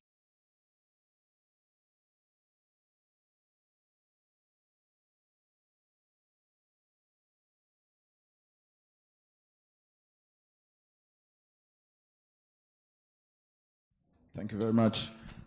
I now understand why I'm moderating the session and not part of the panel. If you've listened to the ladies introduce themselves, and I'm quite honored to be amongst them.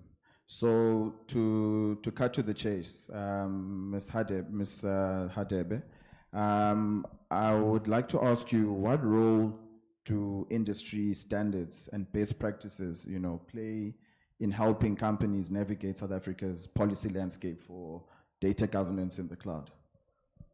Thank you so much for that question, Luvo. I think that, like the advocate has said, that here today we are being practical, and I think that one of the challenges in the adoption of certain emerging technologies is sometimes the legal uncertainty that comes with it, and then who is in the best position to actually provide guidance except people who are already in the industry. In the beginning of this year, I think it was January of this year, the World Economic Forum published a cybersecurity outlook report in which it actually identified where most of the executives actually said that the reason why some of the organizations have been able to be cyber resilient is because of their adherence to certain practices such as cybersecurity regulations, privacy regulations as well. So I think this goes to show that while we are in a position where, as South African legislature, the multi-stakeholders are trying to navigate these intricacies, the industry can come in to sort of say, well, in terms of what's going on in the industry, these are the approaches that for the time being we can take, and then that can eventually be developed into strategies, into certain paper regulations that will govern those specific sectors. So I think that in these some often legally uncertain times, industry practices are can provide guidance and are the key in terms of practically how do different businesses and public and private sector approach the adoption of certain technologies such as cloud computing. Thank you very much, Ms. Hadebe. I think it is very important for the industry, particularly in South Africa, to have some sort of a round table and sort of discuss these industry standards, because if the industry, the private sector, government, and the majority of the people on the internet, which are young people, do not sit around in a, as you've mentioned, in a multi-stakeholder platform to discuss the future of standards, because we can determine standards today, and the rapid advancement of technology these days, within a month or two, there's a different technology. We're talking about ChatGPT now. There could be a next technological advancement. So we need to constantly update our industry standards. So my next question is to Ms. Theo Maselo-Anyana, who's online. Madam, are there any recent developments or updates in South Africa's data governance regulations that businesses utilizing cloud services need to be aware of? Over to you. Yes, I think there have been some developments. I'll start with the least recent, but perhaps most relevant, as it directly addresses cloud computing, and that is the draft national data and cloud policy, which you mentioned.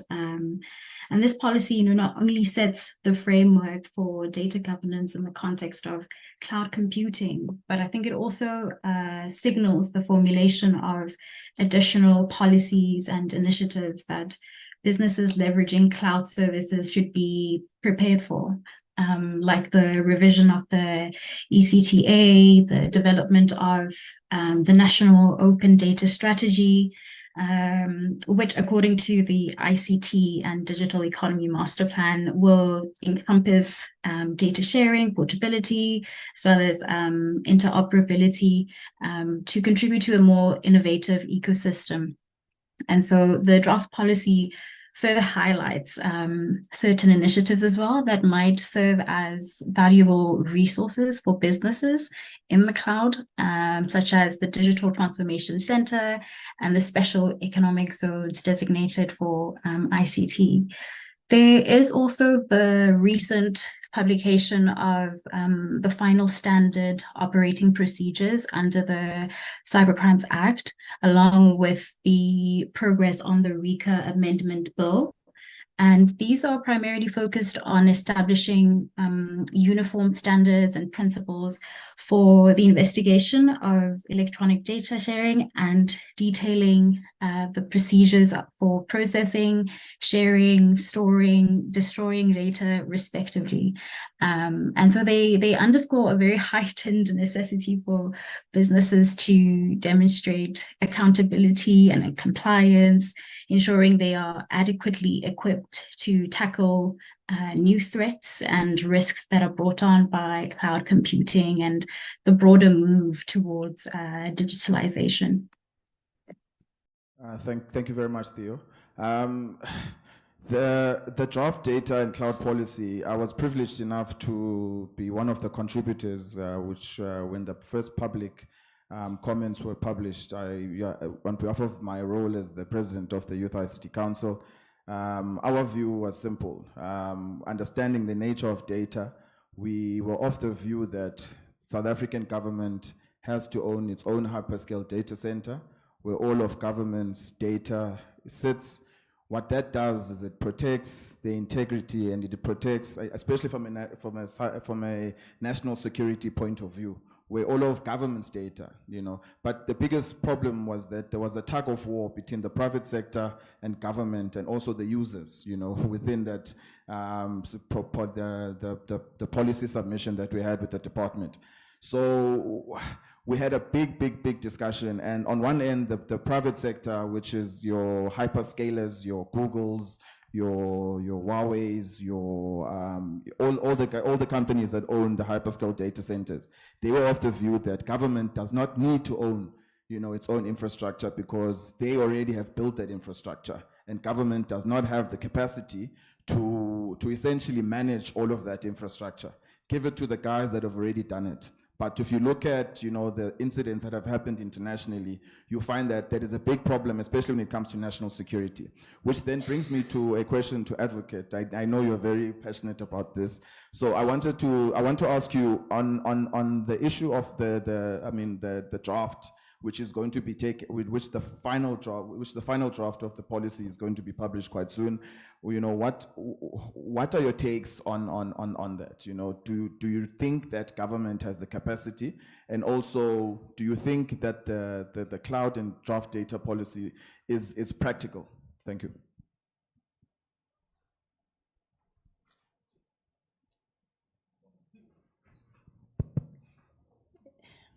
Thank you so much, Mphathi. Umphathi wami Eastern Cape, niyazi loo nto leyo, but we're still not connected. Okay. Now, look, let's first start with the tug of war you had. I want to go to the origin of it.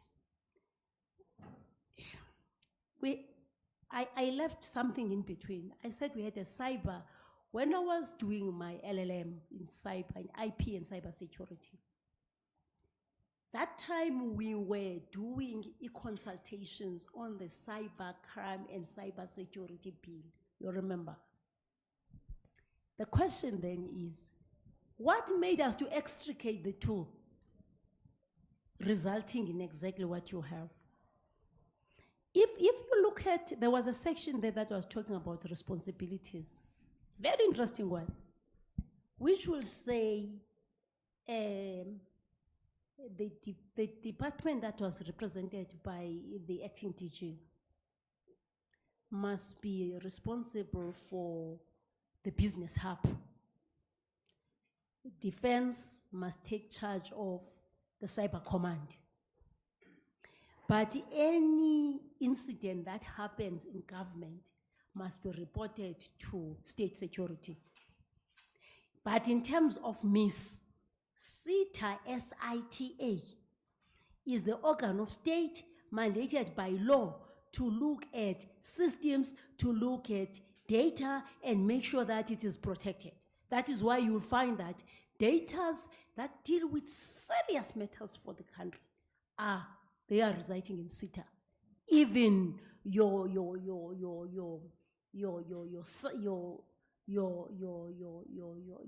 websites and all all that resides in SETA. Even the free and open source software, when it came about, it had to create an office there to push it. Now, look at it this way: you have a cyber threat. You are in a department. By law, you must report to SETA. But there is a requirement that you must also report at State Security. Now, you are in a department, but this affects the transaction of salaries, which goes through to an entity that is part of private, which is the bank. How do you make sure that the speed at which all these people operate is coordinated such that the danger is taken care of? This has been the challenge. The second one is what we call in the military boundary management. How do you ensure that this one does not encroach in the business of the other and the other way around? This is exactly what led. And lastly, if you want to have a cyber command, you must make sure then that you resource that accordingly. Because the cyber command is going to deal with the national security, protecting territorial integrity on air, at sea, on land, in the cyberspace, and in the airspace. So you must have a fully-fledged capability. Do we have the resources to do that with the appreciation? I'm trying to answer your question. And then you had the act that deals with infrastructure. We came with that because we had to define what we call national interests, what we call the infrastructure, and what we call critical infrastructure, and how we deal with this. And as you know, it's located in another jurisdiction for good reasons. Now, if then you look at cloud computing, there is an issue about a private cloud and a public cloud. For a long time, you will find that there are institutions that would dare not move into a public cloud for reasons of security. But the interesting thing is, whose infrastructure is managing that private cloud? Because like you have said, one time I traveled to another country, and this country owns the gadgets that we are using. It was not difficult for that country to ask me questions, even though my phone I left in South Africa for reasons of security. But those people had done sufficient calibration and reconnaissance of me to a point where they knew everything. You know why?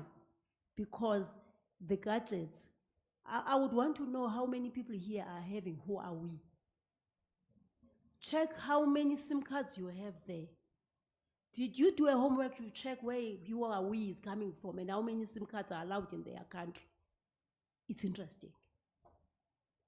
Now, these dynamics are critical because besides the infrastructure, besides how it is configured, you must just be rest assured the owner who has developed that infrastructure knows the ins and outs of it, hence the incident you were making.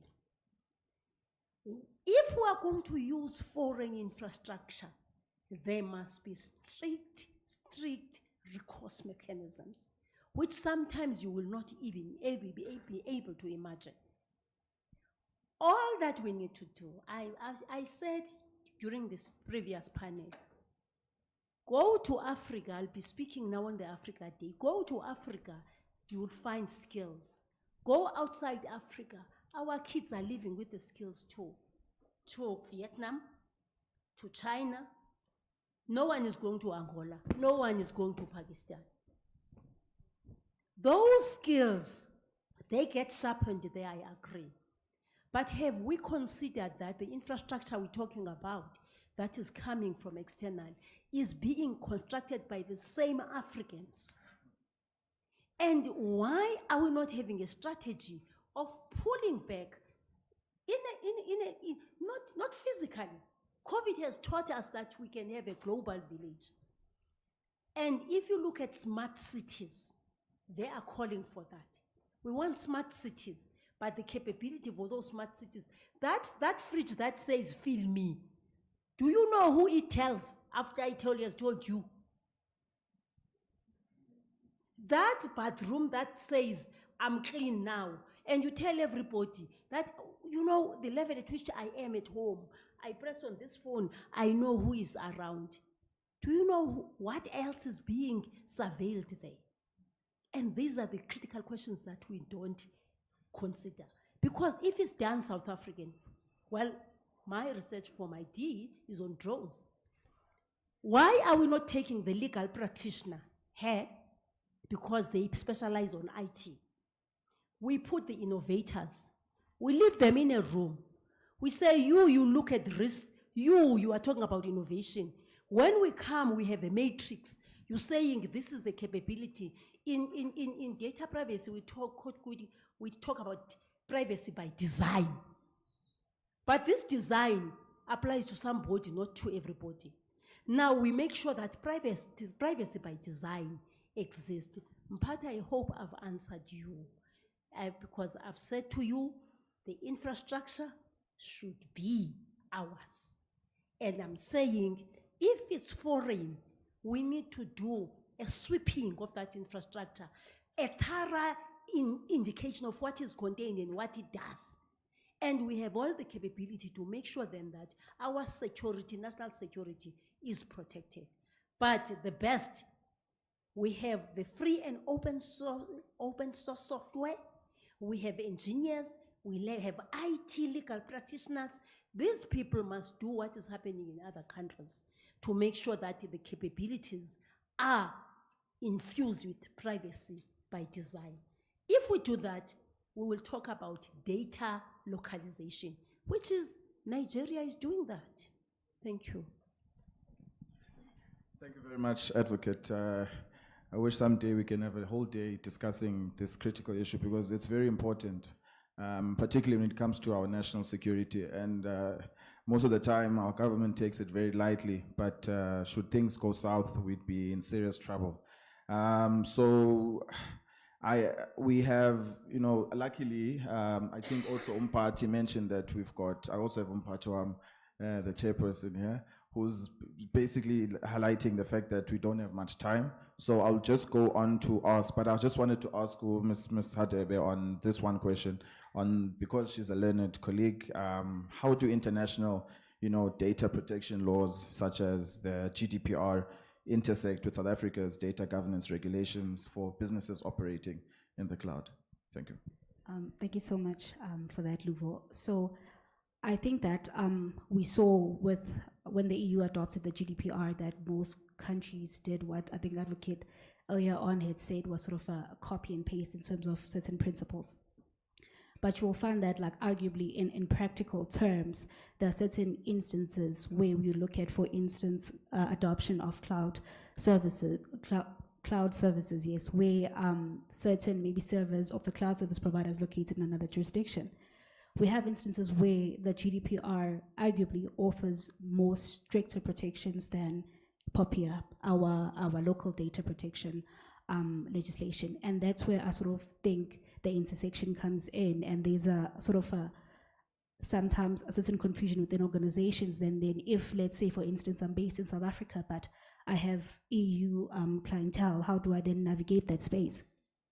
And then we find it in situations like that, yes, even though the GDPR does to a certain extent provide greater data protection, but you also have certain obligations under our data protection legislation, which is POPIA. You have certain differences, but like Advocate highlighted, that there are certain principles within the GDPR, your privacy by design, that you do not necessarily find in certain local data protection legislation. But insofar as in terms of organizations and their compliance, I would say that even though the GDPR does provide a slightly higher level protection, there are still obligations under the Protection of Personal Information Act, which you need to comply with. We've got also the intersection of PIA compliance requirements that you must have. So as an organization, both public and private, if you sort of navigate within or adopt cloud computing, it is important that you do this continuous exercise of actually evaluating your compliance, not only with the GDPR because it's the international standard, but you also look at your obligations with our home data privacy legislation. And I think we've seen the past couple of months that our information regulator has also not been taking very kindly to non-compliance. So it is very important, both public and private, in both the public and the private sector as well, and small and large businesses alike, that you at all times you must ensure that your data privacy compliance is always up to par. Thank you very much. I do agree with you when it comes to the relation between the GDPR and the POPIA.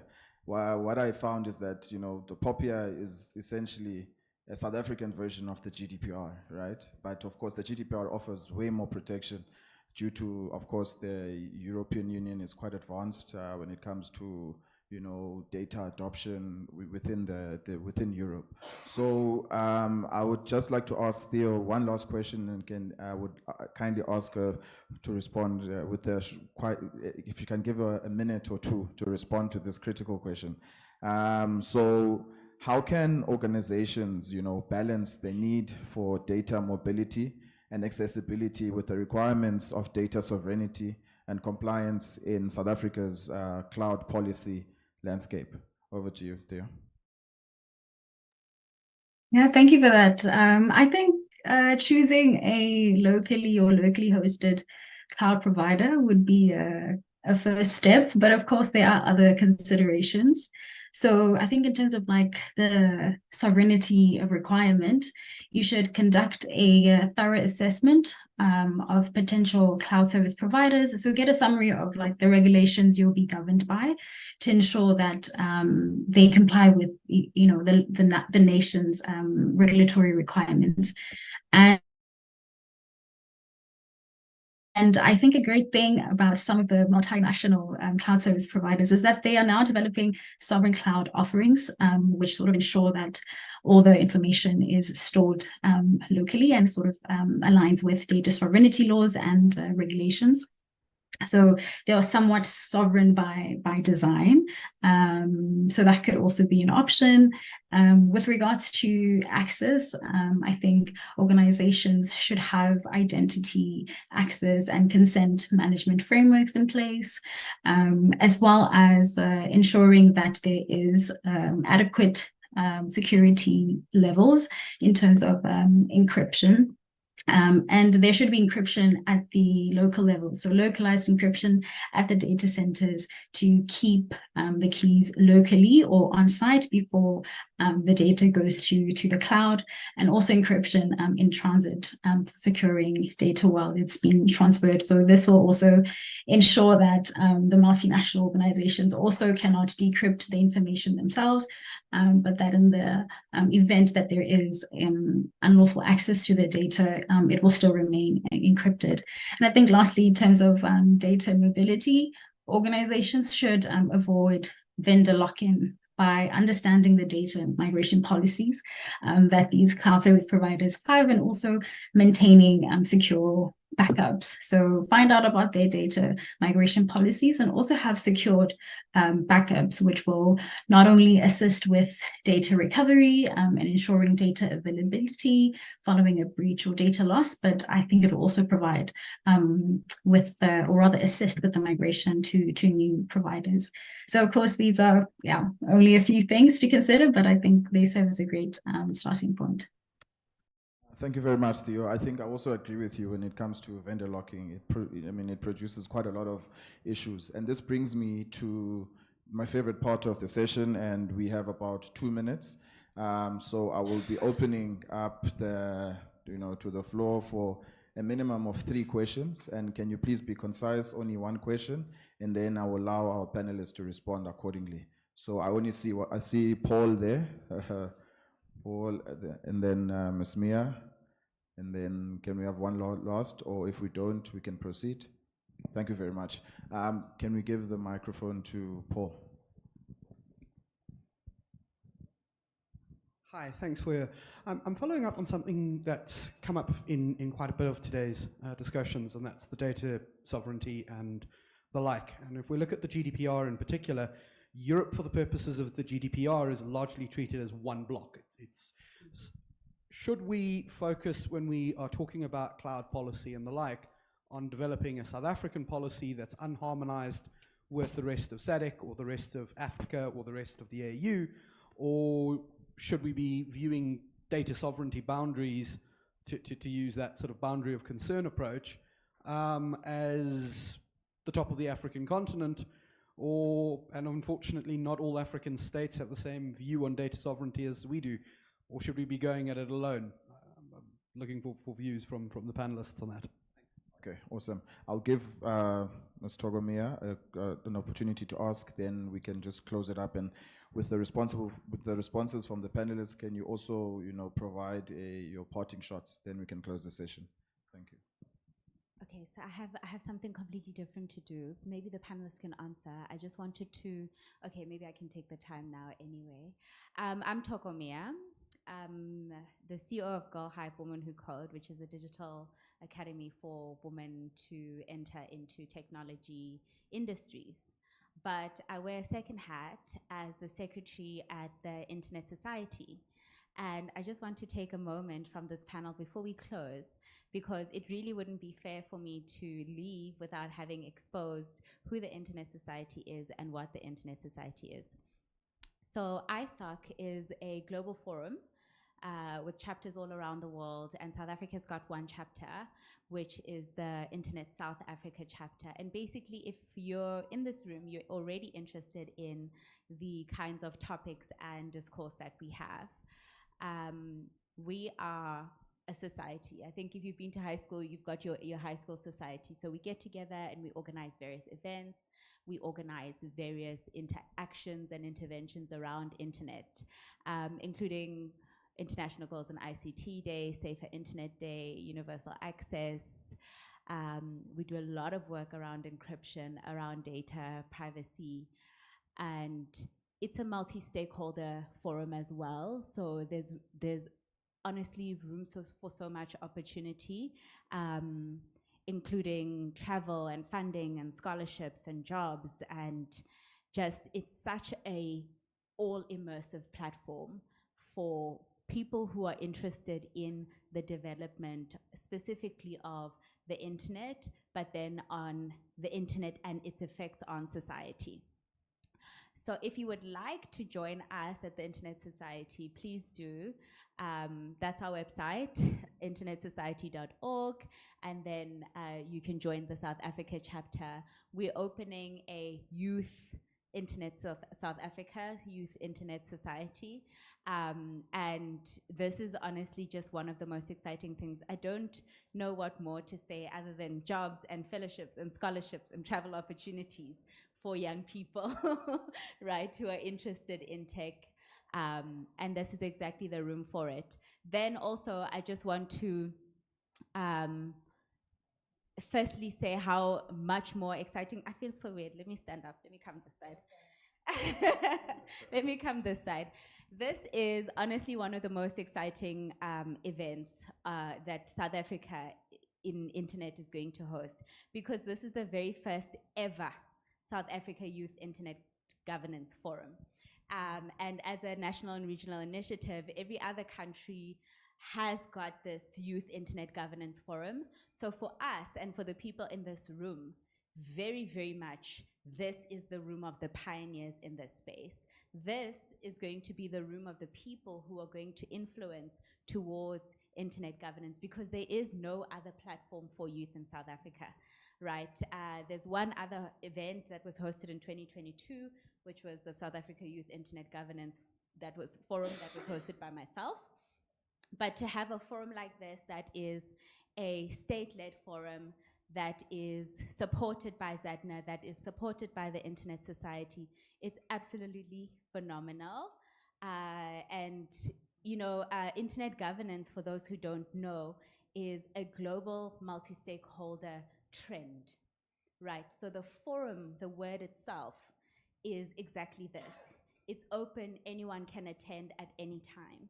So if you're a young person who's looking to grow your career, if you're a young person who's looking to enter into a different stream or niche, if you are essentially looking to develop a career that is linked to technology, then this is very much the forum for you, and this is where you would find access to those opportunities. Today, it looks very formal, right? Today, we're sitting down and we're wearing our nice suits and we are in a formal setting. But on any other day, you have got so much more going on in this space, and internationally as well, that a lot of the conversation around youth internet governance is not just local, but is international. I know that when I was a part of the forum that wrote the United Nations Economic Commissions for Africa's model law on cybersecurity and data governance, I was brought in as a youth representative to speak about how topics on that, the model law is now active and it's been accepted internationally, and it's been taken on by a number of countries. But yes, thank you so very this much. is our website. Please join us. Please do join, ladies and gentlemen. I think for the interest of time, I'll give advocates. Can you please be concise in responding to that? Okay. Then we can close the session. Just maybe to be concise, I'll use one word.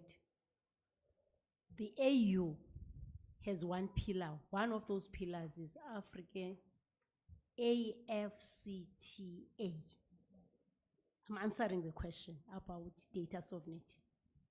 If we are saying we want to implement an African continental free trade agreement and a plan, there is no way in the world that then you can talk about South Africa.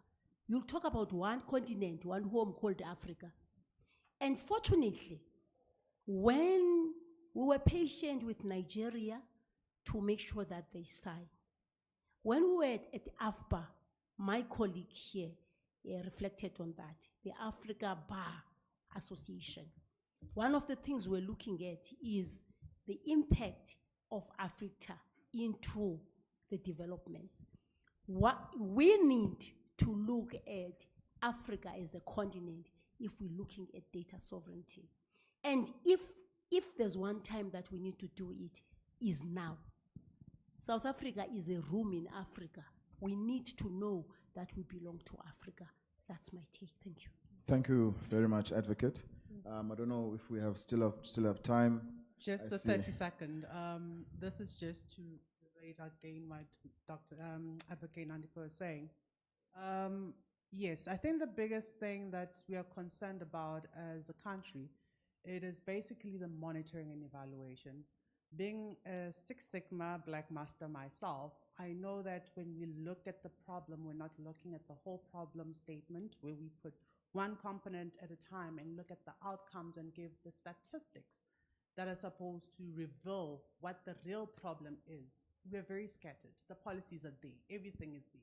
But because information, we're not putting people accountable to monitor and evaluate what is actually going on in the ground. This is the mess we find ourselves in. Well enough, EU has got all the standards set and everything like that. We can learn from them, but also have a bit of touch of home into it, you know. We spoke about culture with the last session and so forth, you know. All these diversities need to be set up. It's very unfortunate that within a room where we're making policies and regulations as this forum, we don't have the deputy minister of this industry, you know. It's certain forums like this when we sit and we have to really reflect as people. It's well enough that we meet, but what is the outcome, you know? But thank you everybody for being here. It was such an engaging environment to be in, and yeah. Thank you very much, Georgina. Thank you very much, ladies and gentlemen. Today's session was quite an exciting one. I gained a lot of knowledge from our fellow panelists and also from the questions that came to the floor, from the floor. Thank you very much. Have a good day further. Can we give them their gifts and get us a picture? Thank you, colleagues. We have reached the end of our day one, and I would like to please remind you to please register outside by the desk if you haven't registered. And if today you didn't have a tag, can you please scan the QR code? We need your details just to know who was attending. However, tomorrow is going to be packed, and we've got Ms. Tokomia as the program director tomorrow, so it's very exciting. We've also got a keynote address by the Deputy Minister himself, Honorable Phili Mapulane. So that's very exciting. Can we give a round of applause? And thank you. We've got, okay, before I even close, I'm just excited for tomorrow. It's going to be as exciting as today, where we've got 2 paper presentations. We've also got The Right to Be Forgotten. We've got a lot of, okay, I'm very biased because I'm actually moderating that session. But yes, we've got very exciting sessions tomorrow, and I look forward to seeing you tomorrow. And we do have food outside. I'm aware that we did go over time, maybe 5 minutes, 6 minutes, but please forgive us. We look forward to seeing you tomorrow, and thank you. Please don't leave before taking pictures and having something to nibble. And if you're gonna post anything on social media, please tag ZAIGF, please tag Zedna, please tag, I don't know if Google wants to be tagged, but I think everybody wants to be tagged. Let's tag Google, well, let's tag Internet Society, but just a special thank you to Google, special thank you to the Department of Communications and Digital Technologies, and a special thank you to Zedna, a special thank you to Internet Society, and also I would like to further extend it to YEM Online. Their participation is huge, and I would like to send a shout out to Usteg. Stay. Can you please stand? Is he out?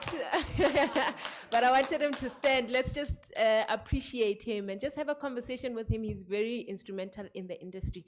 Sorry, I don't want to waste any more time. Can we go have lunch? And I will see you tomorrow. Thank you.